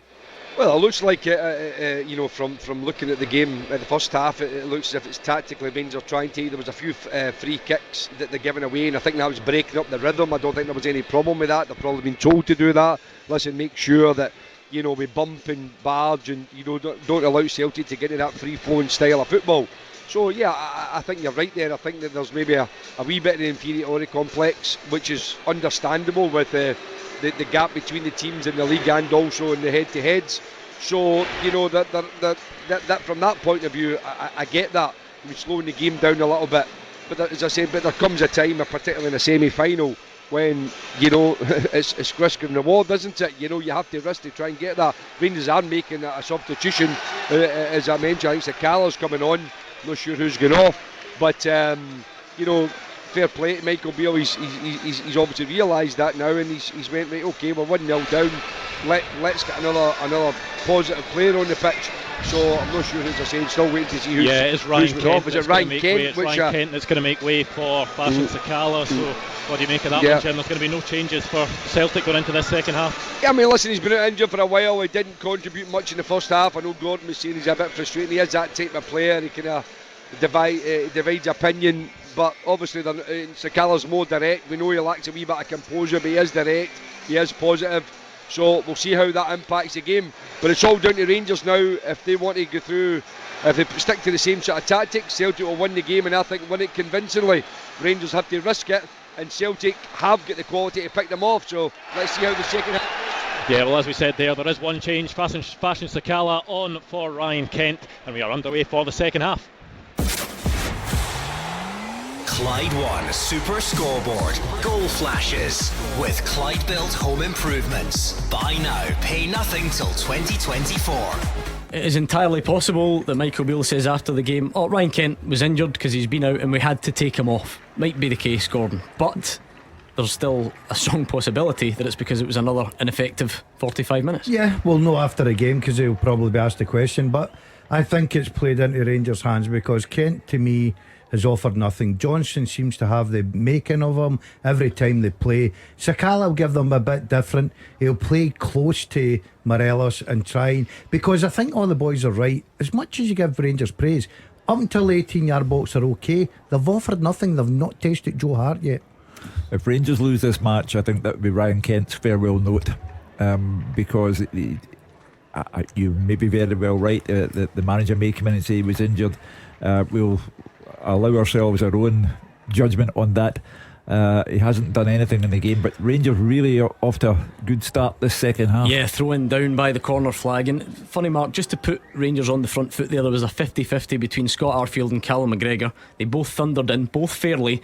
It bobbled the way of Arfield, and I just wonder if that's something he brings that Malik Tillman doesn't. 100%, Gordon. I mean, I can't see him flying into that tackle with Callum McGregor and coming out with a positive result. Arfield does, so he does give you that extra bit of bite in that midfield. It's a lovely flick from Todd Cantwell to Arfield in the box. Jota can't quite get it clear, and Kyogo's going to be penalised. There's a free kick to Rangers in slightly too far a shooting position, maybe. I don't know. No, too far. The ref's walking it forward a bit. Ben Davies does well there, because he's on the front foot this time, ahead of Kyogo, about 40 yards out, manages to get in front. Kyogo's forced to foul him. So the only problem with this for Rangers is a straight one. They've got Barisic over there. Do you think he's got to take that one? No, I mean in terms of delivery, it's quite difficult to flip that in the box from such a straight position. Barisic away now, Tavernier over it. Yeah, it's probably a response, and I know it's early, that Michael Beale have been saying to his players, look, you need to get out.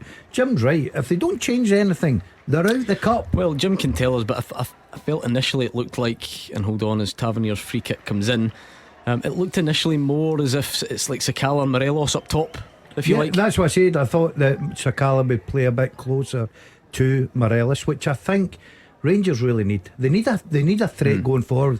I think we gave them all the compliments about how they started and try and press, but they've not created. And by the way, Mark, it's not right or wrong, but you can see the difference in approach here. Rangers win a free kick and they completely take their time. Just wait. Everybody goes into the box, or sorry, to the edge of the box. Have a pause, get set, and then Barisic will deliver. Celtic choose to do it much quicker. Like I say, this might work for Rangers. It's not a criticism. It's just interesting to see the contrast. The more traditional route, you'd have to say, and if you're good at it, if you've got delivery like Barisic and Tavernier and the other side, then why not? But Celtic are that unique that they just look to do everything quick. The problem for Rangers is with that free kick in there, taking an awful good ball to break that Celtic line. I think Celtic would prefer that all day, Mark, because the time to set, they know where they're marking. It needs a real quality ball. It needs a real quality header. Yeah, but Rangers have unsettled Celtic from set pieces, have they not? But not to not enough, clearly. I just feel like you got to mix up a little bit, Gordon. Sometimes, look like you're going to put it in, but all of a sudden take that short one, try and move players. Because again, it's another free kick. There's been loads for Rangers at the start of this second half, and I guess another one, like Mark says, it's quite straight. So Barisic's ball is going to have to be immaculate as he floats it out towards that back post. And if you don't win the initial header, it can make life tough, but it falls to Todd Cantwell, and his ball's deep. They're lining up here for a head at goal, and it's hacked off the line by Carter Vickers, who says he's taken a sore one, but the referee's not interested. He's down on his own goal line. He's back up now. Once he realised he couldn't get the foul, he's back up and he heads it away. Frantic stuff this from Celtic Gordon, defensively. to be fair, look, that's why. See if that's what Rangers have got in an attacking sense. If that's what Rangers have got, if that's how they look to unsettle Celtic, then I think so be it. I think it was Sakata just on sub that caused the problem at the back post with the header. Carter Vickers, great defending.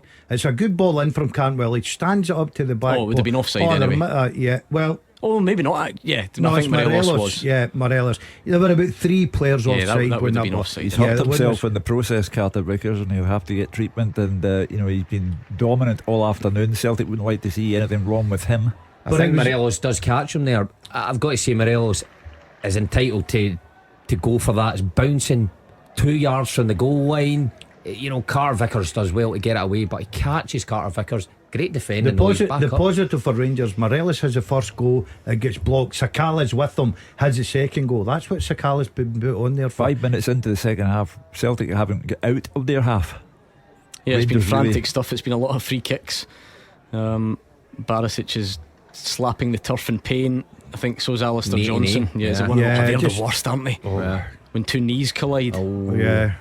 That was the end of me. As soon as that happened in the game, somebody touched my knee, I was off skate. Because I think Johnson does kick the ball off Barisic. But then I think Johnson catches Barisic in the lower leg, does he not? Yeah, I think. Oh yeah, he does. Yeah. Oh, that's no knees. No, that's shins. That's shinies. Yeah. That's below the knee. Well, they're both in pain. Tell you what, that does look a sore collision for both. Well, how often does Alistair Johnson stay down like that? Not often, I would suspect.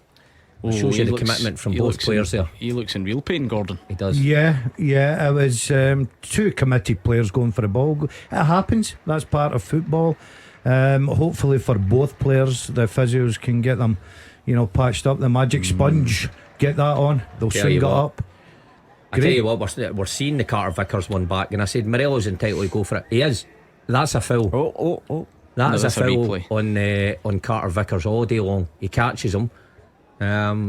So to be fair to Carter Vickers, he gets up and he's clearing header. I wonder if Alistair Johnson's in a lot of bother here. Anthony Ralston's getting the shout, I think. Yeah, he's going back up the stairs at Hampden. Hampden. A huge blow. He's limping off, but it looks like that's the end of his afternoon. He's giving him 5. He'll give him a couple of minutes. I think that's one of those ones, which is interesting though, because see if it, without going all amateur physio, if it's just impact, he's Mark, done. He's done. Yeah, he's telling the bench now he's finished. Now I wonder the significance of that. That's what I'm thinking. Long term, because a collision at that pace, that force, it looked like it's on his ankle where it's unprotected. Players don't wear these shin guards now that protect the ankle. That'll be an interesting one to keep your eye on. Yeah, he's arguably. He's trying. He's sort of hobbling around, and if anything, it looks like it's making it worse. Gordon. Yeah, it was a sore one. You can tell by the player's reaction, Gordon. The minute he went down, he was holding his leg. He was in a lot of pain. The physio thought maybe give him a couple of minutes, but then the reaction from the player decided the physio signal to the bench. Enough was enough. Ryan Kent may be injured, but if he's not, Mark, he'll be thinking, can I not get rid of this guy when I'm playing rolling subs? Remember that rule? Rolling subs, just on and off. Yeah, Alistair Johnson heads straight down the tunnel at Hampden. He's clutching on to the VAR booth for support, such as the pain that he's in, and Anthony Ralston enters the field. Well, Ralston's a player who never let Celtic down when called upon. Very good season last season, but game time limited this season with Juranovic ahead of him, then Johnson coming in, so it's a big half for him to keep things ticking along the way it's been going. Alistair Johnson made things look easy. Yeah, only 17 appearances for Anthony Ralston this season, and I mean, most of them certainly from the bench. He started the Hearts game at the start of March. That was his last start and his last appearance at all, in fact. So the 8th of March, remember it, the midweek at Celtic Park, where Ginnelly put Hearts in front and Celtic recovered to win 3-1. So he's not played a lot of football at all. They're tough games to come into. I've witnessed it at Celtic Park coming on at half time. I've witnessed it here at Hampden coming on off the bench in a final against Rangers and getting up to the pace of them. I just started playing to him. I think I started the other 17 or 18. He was an impact impact sub. We'll keep you, Mark, for the second time half. wasting. Downhill. And here's a funny thing, because you see the difference. If there are any Celtic fans who are a tiny bit worried about Anthony Ralston's lack of game time compared to Alistair Johnston coming on, Ridvan Yilmaz has had next to no game time, yet I'm not sure the Rangers fans would be disappointed to see him come on. You see what I mean? Yeah. Because of the way they feel about Barisic at the moment, and maybe the fact that they want to see Yilmaz anyway. Yeah, I know what you're saying, but I think Johnston is such a big player. I agree with Mark. Every time I've seen Ralston. No, I'm not talking about Johnston or Ralston. I just mean more directly the fact that Rangers fans probably wouldn't mind as much if Barisic was replaced. Just now? Yep. I don't think Barisic has been Rangers' worst player. I didn't say he'd been their worst player. So why would they replace him? Because he's injured. I'm talking about the collision. Sorry, he doesn't Welcome look back. injured. Sorry, and number 31 doesn't look injured. No, I'm talking about the collision. Oh, the collision. Shut him off for a minute, Mark, and try you bring us back to the present Listen, moment. Gordon, I do agree with you. I think Rangers fans have every right to feel that way about Barisic. I think he's ineffective in both halves of the park recently. So if Yilmaz came on, are you going to get any worse? I don't think so. I had a Twitter not a complaint actually. I'm being unfair on Quinn, who just wants to ask you guys a question. Should Barisic have been given a second yellow for a dive at the end of the first half? I don't think it was a dive. Just not quite enough in it for you? No. Mark? Yes, I think he knows exactly what he's doing now. I think he goes down, he looks at the ref, he claims then to the referee that there was contact. The replays have shown that there's no contact. So it was simulation. He goes for the penalty kick, there's no doubt. So? Yeah, at first I've got to say I'll give him a benefit that I thought he slipped Gordon because of obviously a bit of rain and the wetness on the pitch, but I think looking at 2 or 3 times he goes for the penalty kick, no doubt. Not sure the replays were brilliant, to be fair. It's fallen to Kyogo, he goes near post, just hits it so early, and Alan McGregor ends up having to pull off a smart save. It was a nothing passage of play and it broke Kyogo's weight. And that just shows you how sharp you have to be when this guy's around. As Jota goes twisting. It's lovely from Jota. He's into the box, he stands it up. Maeda's backpedaling, but because of that he can't get the purchase on the header. And we're 11 minutes into the second half. We've not really seen anything from Celtic, and as quick as that, Mark, they burst into life. Well, it was terrific. I think the pass from Jota inside was slightly mishit, but when it falls to Kyogo, very kind of Kevin De Bruyne the other night, hits it really early, tries to go into the near post. Good save from McGregor, and a terrific piece of skill from Jota. I think Maeda should do better at the back post. I think he had all the time in the world, but just shows you how dangerous this side are when in the turnover of possession. And is this something that's perhaps problematic for Michael Beale, Hugh, where Rangers have started the second half in the front foot, they've looked the most at it, but it seems like within those periods they don't hurt Celtic, or they don't create much, and then if Celtic now do go have a good period, it's like an opportunity missed. Yeah, I mean, we've praised Rangers. They have put an awful lot into this game. They have been immeasurably better than in previous games against Celtic, but end product, where is it? Yeah, I think Kyogo would have been offside if that one had gone through to him, and Cantwell just lifts a nice one over the top for Morelos. He's out by the corner flag. Carter Vickers is trying to close down Sakala. Morelos in the middle, he takes a tumble. Even his teammates don't look particularly convinced. It's too obvious. I mean, you can. It's good running from Sakala. Gives him that little bit different through the middle, because Morelos will never put you over the top and chase balls, but Sakala has got the pace to get into these positions. I suppose technically VAR will look at that. It was a penalty box incident, but I think we've restarted pretty quickly, which tells you. I wonder what's going through Ange Postecoglou's mind. You know, Hatate has been largely anonymous in the game. understandably so. The length of time he's been out, just wonder if there's a change maybe. Well, here come Rangers again. Sakala gets in and he is decent in the air, you have to say, but he just can't get the purchase on that one. He's done more in the last 10 minutes than Kent probably produced in the first 45, and it's just because there's been a little tweak with the fact that Sakala's been allowed to go nearer Morelos, get himself involved. A header there, obviously it's weak. Joe Hart will save that all day long. I've always been impressed with how often he gets his head on the ball though, Mark. Fashion Sakala. Yeah.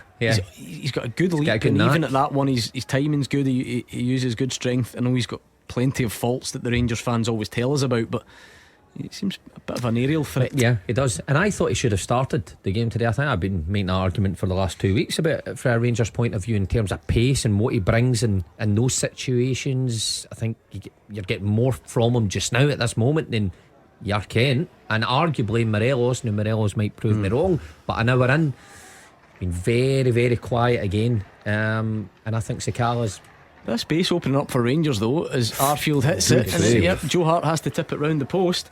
Ange Postecoglou, Gordon, maybe a bit frustrated. There's not a real control from Celtic in this anymore. It's a bit open for Celtic, especially in the middle of the park. You know, you've seen Raskin getting the ball there, plenty of space, plays it to Arfield, plenty of space, takes his touch and tests the goalkeeper. Good save from Joe Hart. Corner better from Rangers if you're in the Rangers camp. Yeah, good start to this second half. In fact, it's flying by. We're at the hour mark already, and it's definitely been Rangers the better in the second, but they've still not created as much as they would like. That is often the case, but maybe John Lundstrom here from outside the box, over the bar. I think that was good defending there from Ralston, because I think it's very difficult when the ball's that deep and Rangers 3 have got a run on you, and he manages just to head that back. But looking at the Martin situation, just chatting about Sakala, how good he is in the air, Maeda's marking him on the 6-yard line. Who else? I know. Because Celtic aren't the biggest, so once your centre backs have matched up, I suppose Matt O'Reilly's Rangers pressing really high up the pitch now, really having to have a go. Well, there's half an hour to save your. Well, I was going to echo what Jim said at the half time about Rangers really need to get forward, get some chances, get back in this game, because they need to take risks, because at this moment in time they're getting out the Scottish Cup. And in a strange turn of events, the Rangers players are complaining that Anthony Ralston is taking too long with the throw-in mark, so maybe Celtic are trying to slow the clock down. Never. They would never do that. You'll have callers saying that they're unsportsmanship. You'll see Kyogo taking into the corner in a minute. They can't get up the park, that's for sure, because they're hemmed in. Rangers, knowing that the importance of this second half is such that they've really got to get an equaliser. How good is that from Maeda again there? Tracking Barisic into the corner. There's 5 Maedas on there. And just Tati takes a sore one, play goes on, and it's hard to keep up with Callum McGregor. Cantwell, and it's going to go back for the first foul. I don't know what Cantwell's arguing about. It's a clear and obvious foul. Lundstrom just throws the ball at Callum McGregor. Callum McGregor rightly saying to him, come on, professional footballers. Is there any need for that? I mean, it's childish from Lundstrom. Anyway, we're back underway. Matt O'Reilly and the sub Anthony Ralston. You just wonder if the Celtic manager is maybe thinking, I'm going to make a few changes shortly, just freshen it up again, because Rangers have got a little bit of a hold in this game. As Morelos gives the ball away. He's on it, and it's a cross from Hatate, but it's just beyond Kyogo. Good idea though.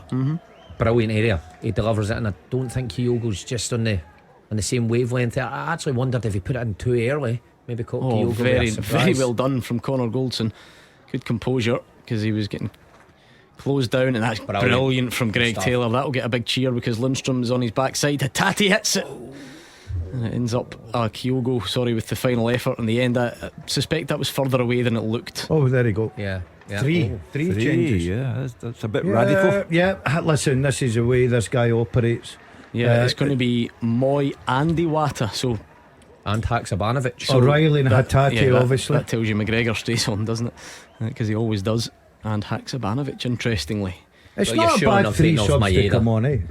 Yeah, you keep Maeda on there. Jota's been injured, hasn't he? Maybe that comes into it. But I think Hugh's right, and Daz right. Rangers have got a wee bit of control here, and Celtic, Not seen a lot of the ball at the minute. When they have got the ball, they look effective, but not seen a lot of it. Good period for Rangers. Nice from Lundstrom round the corner with the flick of the outside of that right boot. Sends Sakala into the box, and there's a chance here. James Tavernier, it's hit the post, and it's hit the side netting for Fashion Sakala. Rangers' biggest chance by a mile, and it goes a begging. How's you missed it? How has Sakala? I know that the excuse will be it come back up so quick. I think Sakala, what a terrific effort is from Tavernier. I've got to say, great work for Sakala down the right. He's added so much. Heart's nowhere near that. I think he's got to score that. Is that not? I know it's difficult. Is it not the same side netting that he's already hit this season? Exact same. What an effort from Tavernier. Just guides it away from her, inside of the post, inches away. Daz is right. It's bouncing. It's a pace. He's got to score. I'll tell you what, to put it in. The replay view from behind the goal is not kind to Fashion Sakala. It's when an you see open goal. that back. It's an open goal, and he needs to score.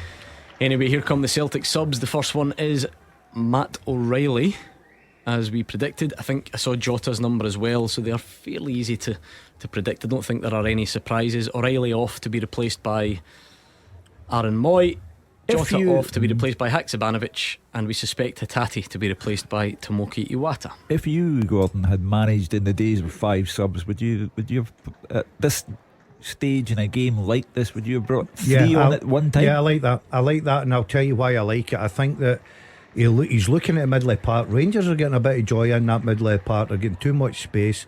You've got one or two that was on borderline injury wise. Hatate, Jota, who were a doubt up until the game started today. So I think, and you see Tillman there on crutches, so I think it's good management. It's freshened it up, got a bit more energy in there because it's been played at a good pace. Yeah, and Celtic can't handle Rangers' press on that occasion. Rangers now in a hurry. It's definitely been a Rangers dominated second half without creating loads, but that Fashion Sakala chance was absolute gilt-edged, exactly. Well, Rangers certainly grown in confidence. Celtic, struggling to deal, I think, with the tide that's coming towards them. So if you're in the Rangers end there at Hampden, you're almost willing your team towards you. And the one thing I've noticed, Mark, is the 2 Rangers fullbacks in the second half are really high up the pitch. Yeah. They've started to look at this game and think, you can't walk out of Hampden again and say, do you know what, tactically we've done well, tactically we've done this and that, and we get near Celtic, but you're still out the cup. You've got to throw everything at it. The only problem you've got with that is you might leave the back door open for the sucker punch that'll put you out the cup. Yeah, Rangers very much in this, Mark, which I think the fans were probably fearing that wouldn't be the case. They were fearing the worst at half time. I know it was only 1-0, but it just had that, like I say, that sense about it for the Rangers fans I could see on social media and so on. But they'll be feeling a bit more about themselves now. Yeah, they're finding gaps in behind the Celtic midfield. Found another gap here. Yeah, flicked on by Arfield and still not clear. And it's funny what momentum can do in a match, Mark, because every time Celtic try and clear it now, they just can't quite get it away. No, and if they've not got the composure on the ball, Tavernier, another deep cross. Morelos up, but so is Anthony Ralston does brilliantly there. Actually, it's going to be a throw in to Rangers. Yeah, so the control from that Celtic midfield that we saw at times in the first half, just not there. Can I get the ball to wide men? As you see, Alistair Johnson in crutches. He's the latest to appear on crutches. Malik Tillman was first.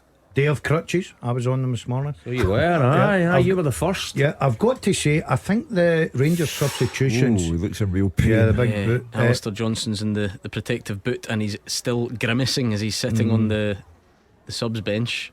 I think the Rangers substitutions have given them a bit more energy. Arfield, I love Arfield, you know that.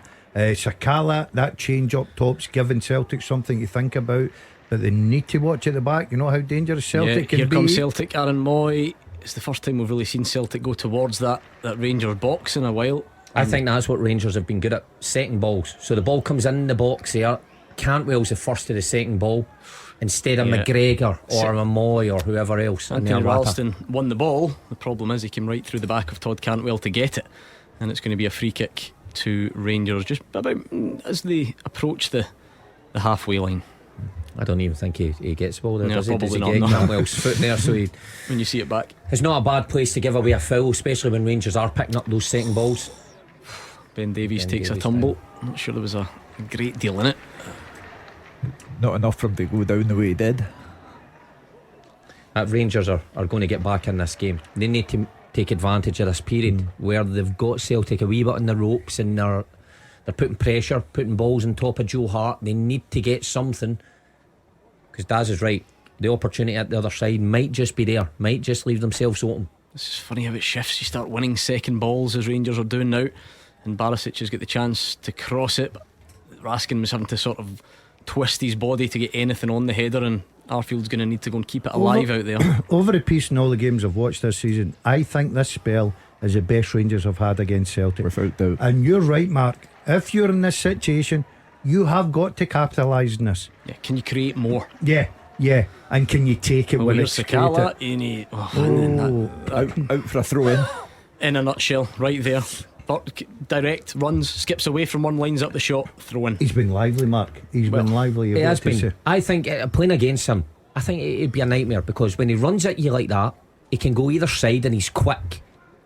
But I think, as a fullback or a defender, that there's every chance he does what he's just done there, that he slices the ball.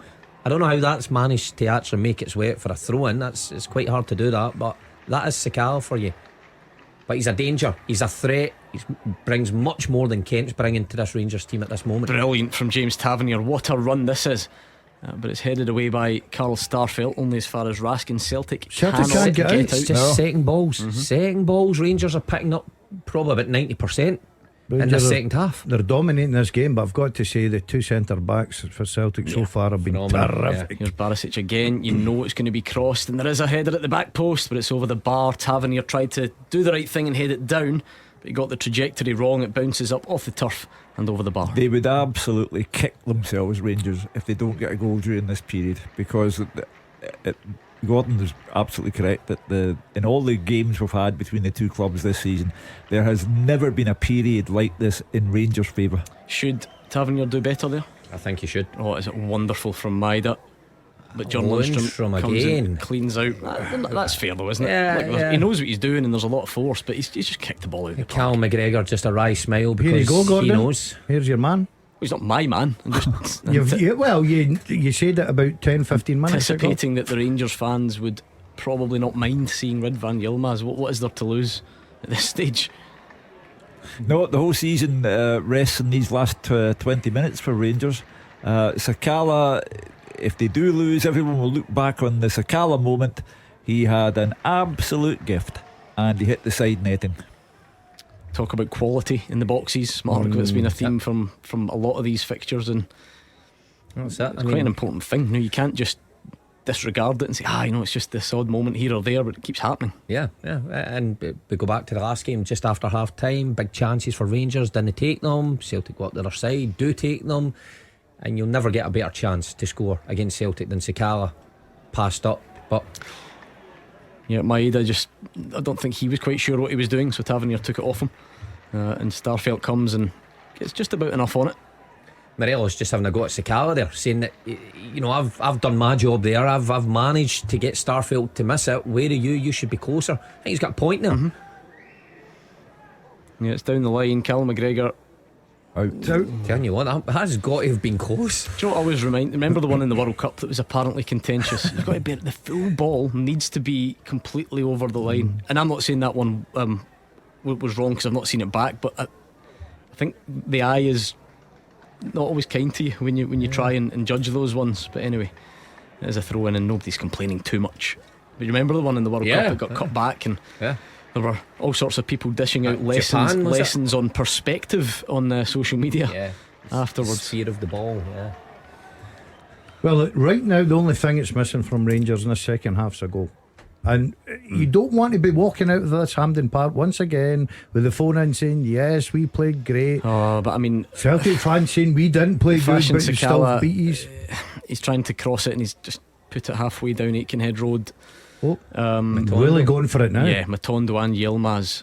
They have to go for it. And I'm trying to think who they got to sacrifice for Matondo. Barisic and Cantwell maybe, or even a Lundstrom, and just yeah, that's a good point. Yeah, he's actually not had a bad game though, has he? Who? John Lundstram. I thought against Aberdeen last week he was one of the pluses for Rangers. I really did. I watched him closely because So he's coming for Barisic for Yilmaz, which is fairly obvious, predictable, and it's Raskin actually. So I thought it might be one of the holding midfielders. And to be fair, amid all the fanfare about Nicholas Raskin, he's probably not been as good as John Lundstram has today. No, if I was making the substitution, I would have probably taken Raskin off instead of Lundstram. But I like that. I like the fact that Beale's now looked at it and thought, do you know what? All in here. Let's go for this. It's up to Celtic. And I've got to say that the two centre backs for me have been absolutely brilliant. But I'm delighted if you're a Rangers fan.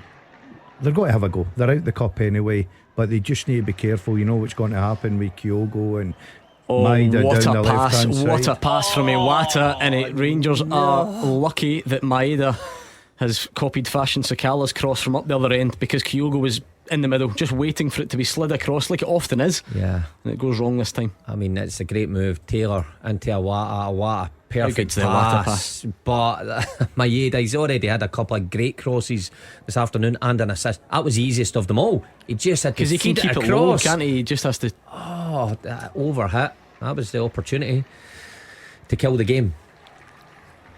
Todd Cantwell skips away from Haksabanovic. I don't think we've seen much of him since he came on. I think he's touched the ball yet, hasn't he? I'm not sure. No, he hasn't. Right, here goes Matondo. Direct, on he comes, instant impact, and it's parried away by Joe Hart. Got to say, I agree with Daz. The two centre backs for Celtic, even there, Joe Hart palms it out. Who's there? Starfelt. Chances. Big chance, Rangers. Yilmaz across, but Carter Vickers. Centre halves again. I mean, it almost looked easy, not easier, but very possible that he puts it into the back of his own net, but he somehow manages to get the right direction on it. Yeah, I've no idea how he manages to contort his body into that position to get it out for a corner. But yeah, Celtic living dangerously here, to put it kindly to them. The Rangers getting into those wide areas with plenty of space, aren't they? Yeah, they're finding space now, Rangers. And Tavernier's corner, you just wonder if it is a matter of time. Carl Starfelt again. It's been a heroic effort from Celtic's back two. And Cantwell's lost it. And Aaron Moy, luckily for Rangers, it's a decent Matondo cover.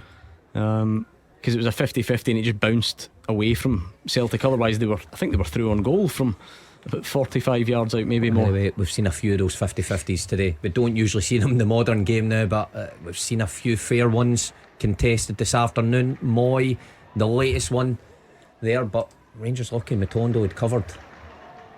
Yeah, Celtic, I mean, always do. They're sticking with sort of patient from the back. They've not got out in a long time. This is about as close, and this one has worked. Anthony Ralston comes across the halfway. Rangers press isn't right this time. Comes out to Haksabanovic. What can he do? Finds Ralston. Celtic in the box already. Corner. That's how easy it is when the Celtic team go in full flow, Gordon. Yeah. Gone from goalkeeper to corner to a matter of seconds. The compliment you can give Celtic is you think you've got them, and then within a couple of minutes they go up the park, open you up, create the chance, and all of a sudden the game's gone. And I wonder if Ralston could have done better, Mark. Maybe. I'll give credit to Cantwell because he follows him, but maybe Ralston could have just picked it. The three Celtic jersey in the box. You seen Goldson there telling the front three there, somebody needs to sit in and block. Aaron Moy corner, it's headed, but Alan McGregor doesn't even need to be in much of a hurry to come and collect that one. Well, you can only compliment Rangers in the second half that we've hardly seen McGregor involved in the game.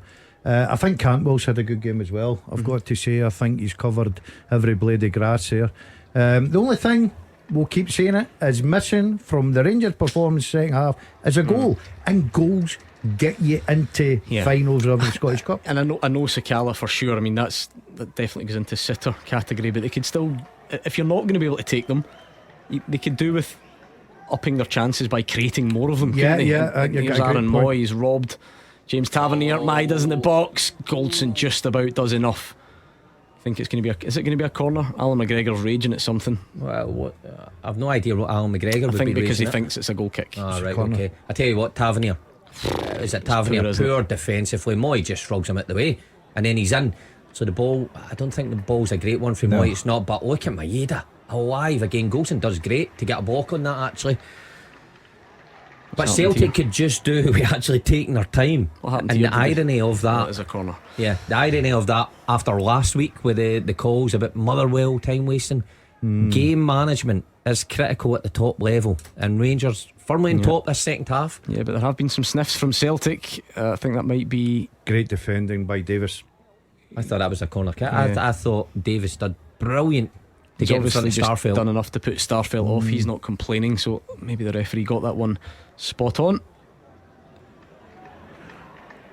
Oh, it's hard to tell. I must admit, I know we don't do it often. I've got sympathy for officials there. It's a bit of Starfelt, a bit of Davies. I think it's a goal kick. I think it's a take your pick. Right decision. It's been a terrific game. I've got to say, I've really enjoyed this game this afternoon. Yep, Rangers on the front foot again. We're just seeing in the last 5 or so minutes, though, Hugh, that the signs that what Celtic can do. Yeah. If you don't make them pay at the other end. Well, Rangers have 10 regulation minutes left to make Celtic pay. They have been very much on top in the second half, but they have the old failing, didn't take their chances, so they get 10 minutes to save their season. Yeah, Anthony Ralston has to go and try and keep that one in. Does well. Tell you what, I know we keep banging on about it, but Carol Starfelt has been tremendous this afternoon, and I'm sometimes a critic of his on the ball, but even on the ball today, he's been brilliant, stepping in front of Morelos and starting attacks. He's been terrific. So Celtic with the throw in, Iwata, and he's got a good knack of that. His first touch is sometimes not a touch. If that makes sense. He always good. He lets the ball come across him, but the pass was just a fraction too heavy. The way the pass kills him there, or Rangers in trouble. I'm looking at Cantwell. I think he's starting to get that tired look about him. A booking for Maida. I don't know if that's totting up or if the ref felt it was stopping a promising attack. I wouldn't have thought so, because it was deep in Rangers territory. That's it's the right ball. It's the right ball. He's just unfortunate with the weight of it. Well, we've one chance from Kyogo for Celtic, and here's a chance for Rangers now. Yeah, Sakata on the other side this time. He goes with the left boot. It looked like a better strike this time. It certainly wasn't going out for a throw in, and Carter Vickers blocks it. Well, it's the bugles are blowing, the sirens are wailing, and the Rangers have to throw everything at it now. If Celtic were to go up the park and score a second goal, it would be all over. So Celtic can't get out their own half here. No, they can't, and they haven't. They have been a able couple to. of times on the last 5 minutes. Yeah, but I just think that Rangers see, maybe extra time looming here. Yeah, it's composed in the end from Rangers. I've got to say, when Rangers have went Sakata and Matondo, I mean, real raw pace, it just looks a better option than what they've been playing with for a long time. They're finding space in wide areas against a very good Celtic side. Here goes Haksabanovic, and that's going to be a booking for Todd Cantwell when it's pulled back. But Haksabanovic, it's a terrible pass. You can't even say that he's tired. He's just on. Oh, that was awful. He's just blasted on. it behind Dyson Maida. After doing so well, you have to say. It does brilliant to skip away for Cantwell. Who does go in the book. Yeah, do you think what's helped Rangers' second half, Mark, is, and Jim quite rightly said it at half time, they need to go and throw everything at this. You know what I mean? They're going out the Scottish Cup, so go and have a go, get players forward, get any good positions, and I think it's worked for them. I think they've been very positive. Yanis Hadji is the latest. It's the that last must be Cantwell. He's on his feet. He's out on his feet. I would be very surprised if Cantwell doesn't come off this pitch. Well, what a moment that would be, Hugh, because Yanis Hadji's had a strange Rangers career in that he's out so often, and even when he's back fit, he's not been back in the team, and lots of fans keep saying, we can't wait to see him back, and they think he can have this big impact. What a time to show that that's accurate. In a meaningful sense, he hasn't played for Rangers in over a year. And I understand that Michael Beale really, with 8 regulation minutes to go, he has to try anything. He's taking Morelos off. Well, people always say, he might nick a goal, but he just looks like a player who's run his course at Rangers, and he and Kent should be off in the summertime.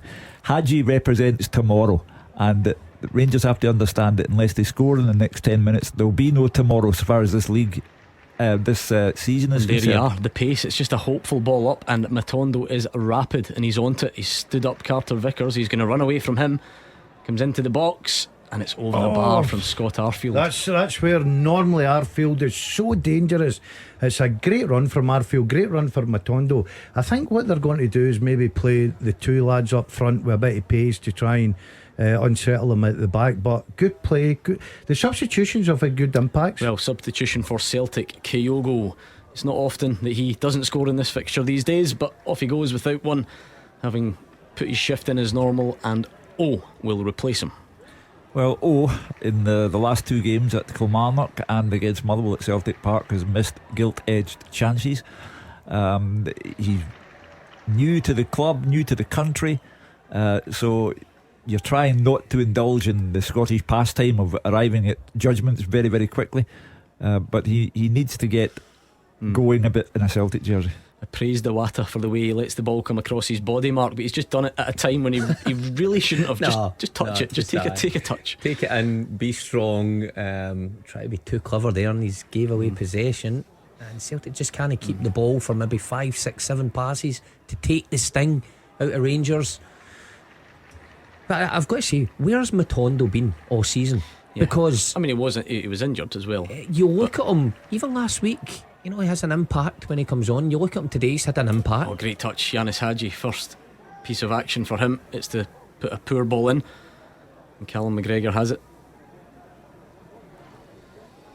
And we're ticking down 85 gone. Moy try to take the sting out of the Rangers play just now. Got to say, Rangers terrific second half, but the same old story. They can't find the back of the net. Well, and neither could Celtic in the second half, and but they don't need to. That's the difference. But it would be, I mean, if they scored now, obviously the game's finished. But they have been second fiddle to Rangers in the second half.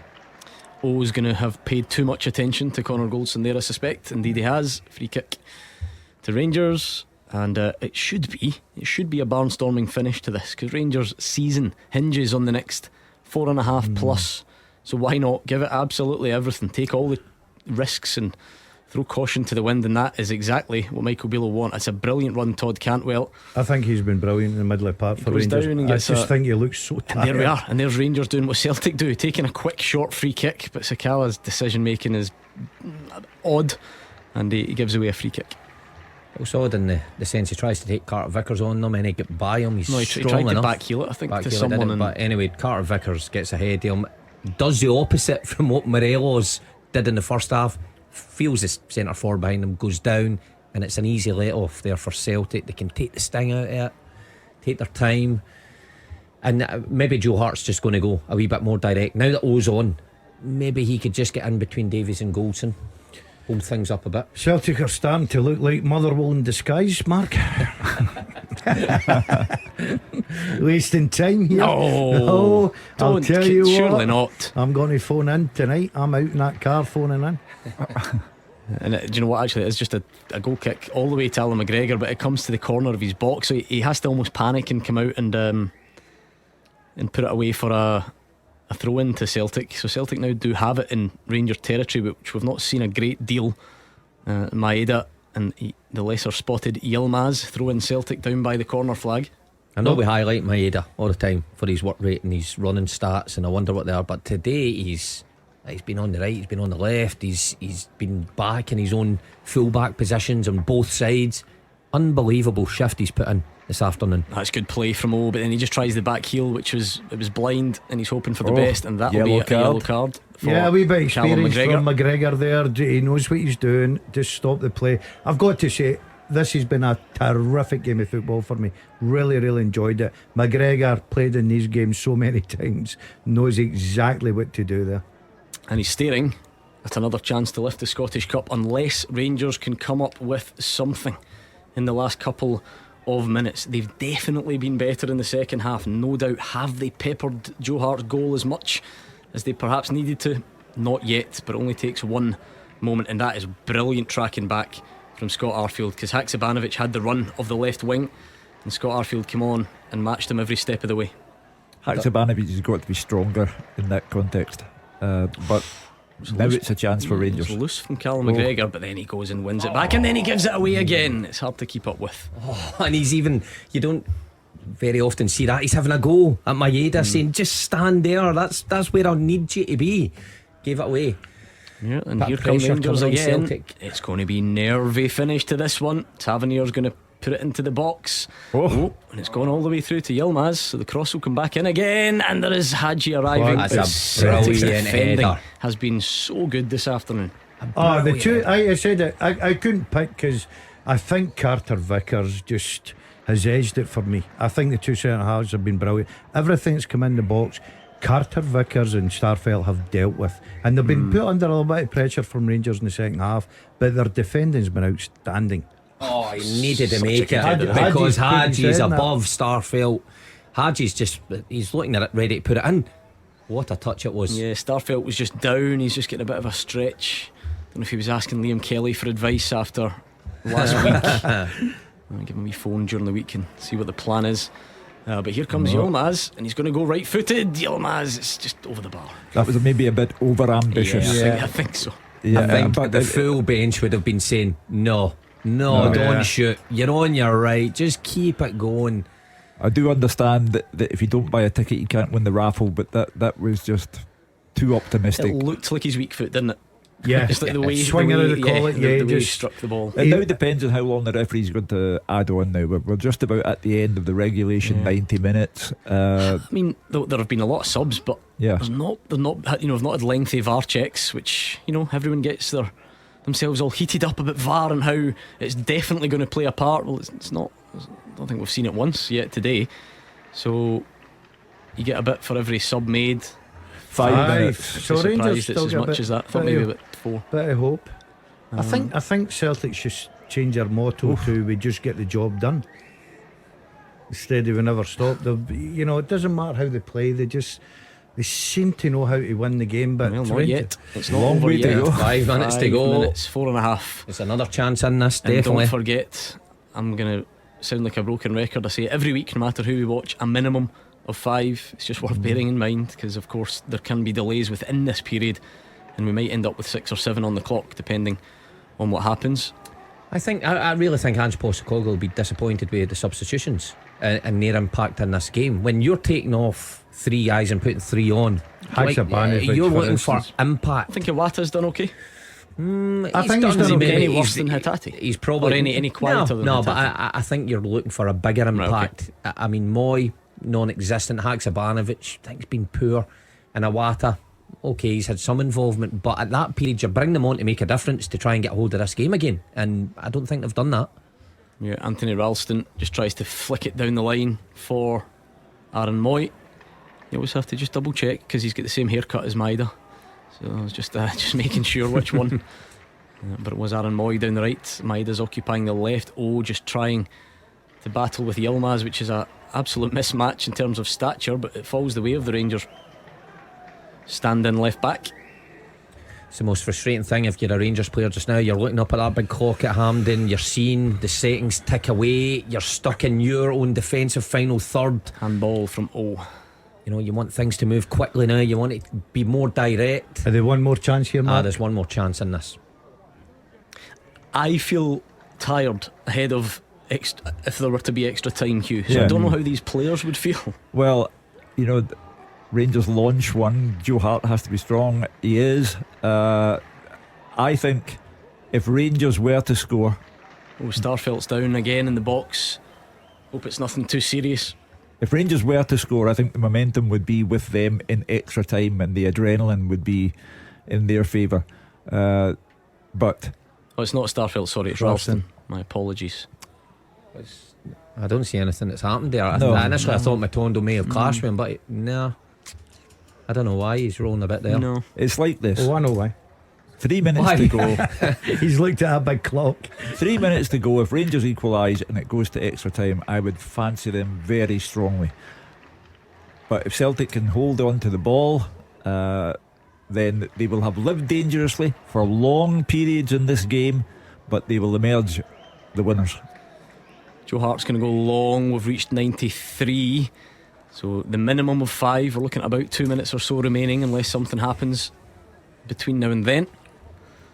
Rangers don't just need to go direct at the minute. I'm aware that Morelos is off, and they've got Sakata through the middle now, but that doesn't matter. They need to turn that Celtic back line, try and get in the final third. Well, Celtic in absolutely no hurry to do anything.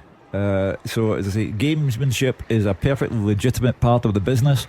They're just trying to keep the ball up there. Absolutely loves the physical battle, and he sometimes overdoes it. But I'm not sure. Not very good at it. Well, he did. He got the better of Davies, but the ref felt it was illegally. Not sure about that one though, Mark. I think the first couple certainly. I don't think it was a foul at all. McGregor, I think McGregor's kicking's been so poor this afternoon. I think he's put 4 at the pitch. That one, he even maybe just bobbled up in front of him. Know what you need at this minute? You need it to be long, you need it to be direct. 1 minute of the 5 remaining. Great touch, Yanis Hadji, brilliant. to pluck it out the Hampden sky, and Yilmaz goes over the top from it. That Rangers just don't need that lack of quality. It's a fairly simple ball up the pitch, and Yilmaz slices it out. I think they've run out of belief, Gordon. I think they put everything into the second half. You can argue they didn't, bombard Joe Hart's goal, but there was an opportunity to get back into the game. I think that Michael Beale will be happy with a lot of things, but once again, it's just the fact that Celtic know how to get the job done, and they'll probably now be into the Scottish Cup final with a great chance. Last chance saloon for Rangers. It goes long from Alan McGregor. Something has to happen here, or Celtic will progress to the Scottish Cup final. And it looks like it's slipping away from Rangers because Haksabanovic has it. He plays it into the box to Daizen Maeda. He's twisting and turning, and it's taken off the toe. Maybe one more chance then. And there we are, full time at Hampden. Here's Andrew and Jim. Rangers 0, Celtic 1, the full-time score at Hampden Park. Ange Postecoglou's side take a huge step towards the treble as they take advantage of a napping Rangers defence to get the win here at the National Stadium. It was a quick start from Rangers. Nicholas Raskin striding towards the box inside the first minute. His shot about 20 yards out took a deflection and spun wide of Joe Hart's goal. Celtic's first real shots came 26 minutes in. Alan McGregor saving from Alistair Johnson and Jota within a few seconds. Both teams still struggling for that big breakthrough, that key opening, and it came for Celtic 42 minutes in, and a lot of it was Rangers doing. The ball ran free into the Rangers box after a collision between Nicholas Raskin and Matt O'Reilly. Raskin stopped to protest his innocence, but so did every single Rangers player in the vicinity. They stopped and stared as Maeda nicked in, clipped a lovely cross into the 6-yard box, and Jota got the running on James Tavernier, who was sleeping, and headed into the back of the net for the opener. Both boxes more lively at the start of the second half. Jota with a pass to Kyogo. He took the shot early, forced Alan McGregor to turn it round the post for a corner. A few minutes later, Joe Hart had to make a low save. This one was from a Scott Arfield shot from distance. Then a huge chance for Rangers to draw level. James Tavernier curling effort. That one came off the post. The rebound bounced back to Fashion Sakala. It was at an angle, but the goal was gaping, and somehow he put that one into the side netting. Rangers kept pushing, kept trying to find space in the Celtic defence, who stood firm, limited chances, and forced Michael Beale's side to shoot wide and over when they did get that yard. But Celtic's run of domination in this fixture continues. They're now a win against Inverness away from the clean sweep this season, with the league title an inevitability as well. The full-time score here at Hampden is Rangers 0, Celtic 1. And Jim Duffy, you look at the scene here, the Celtic fans, the party has started for them. The Rangers fans are flooding out of the National Stadium, and it's a feeling that's all too familiar for both of these sets of fans. Yeah, I mean, first of all, congratulations to Celtic. They took advantage of that naivety from Rangers, and just before half time, quick free kick, anticipated where the ball's going to go, and then a terrific piece of skill from Maeda, and anticipation from Jota give them that advantage. Credit to Michael Beale at half time. I don't know whether it was an injury or just the fact he hadn't been fully fit, but he took Ryan Kent off, he put Sakala on. He went to a diamond in midfield, with two strikers, with Morelos and Sakala up front, Cantwell at the top of the diamond. And it definitely worked to get a grip at midfield. They were on the front foot for the vast majority of the second half. That one glaring chance, as you said, Andrew, from Sakala. Great strike, good football, good lead-up play. Great strike from Tavernier. Comes off the post. Sakala's got to score. I know he had a similar situation in the cup final, but he's got to score. Any striker worth his salt, and that is the difference I think that Rangers have to change significantly in the summer. Michael Beale's talking about bringing players in, but if you look at the front players with Matondo, Sakala, Morelos, Kent, there hasn't been enough goals, particularly in these type of matches. And Celtic were absolutely resilient, a different type of Celtic from what we're used to in the second half. Back to the wall a little bit, but marshalled magnificently by Carter Vickers and Starfelt. Midfield player just sat a little bit deeper. Hugo had that one chance where McGregor had a great save. But overall, listen, Ange Postecoglou will be thrilled, Celtic will be thrilled, the fans are absolutely in raptures. They look as if it'll be a treble for Ange Postecoglou this year. All due respect to Billy Dodds and Inverness, who is going to be the biggest cup shot in many a decade. Well, Celtic fans will be saving the date in their calendar. June 3rd, they will be back here at the National Stadium to take on Inverness. The Celtic players have been doing a sort of half lap of honour in front of the Celtic fans. They're taking in the applause. Ange Postecoglou, as he does, following behind, applauding. Even Alistair Johnson, who's on crutches, was waving his crutches in the air.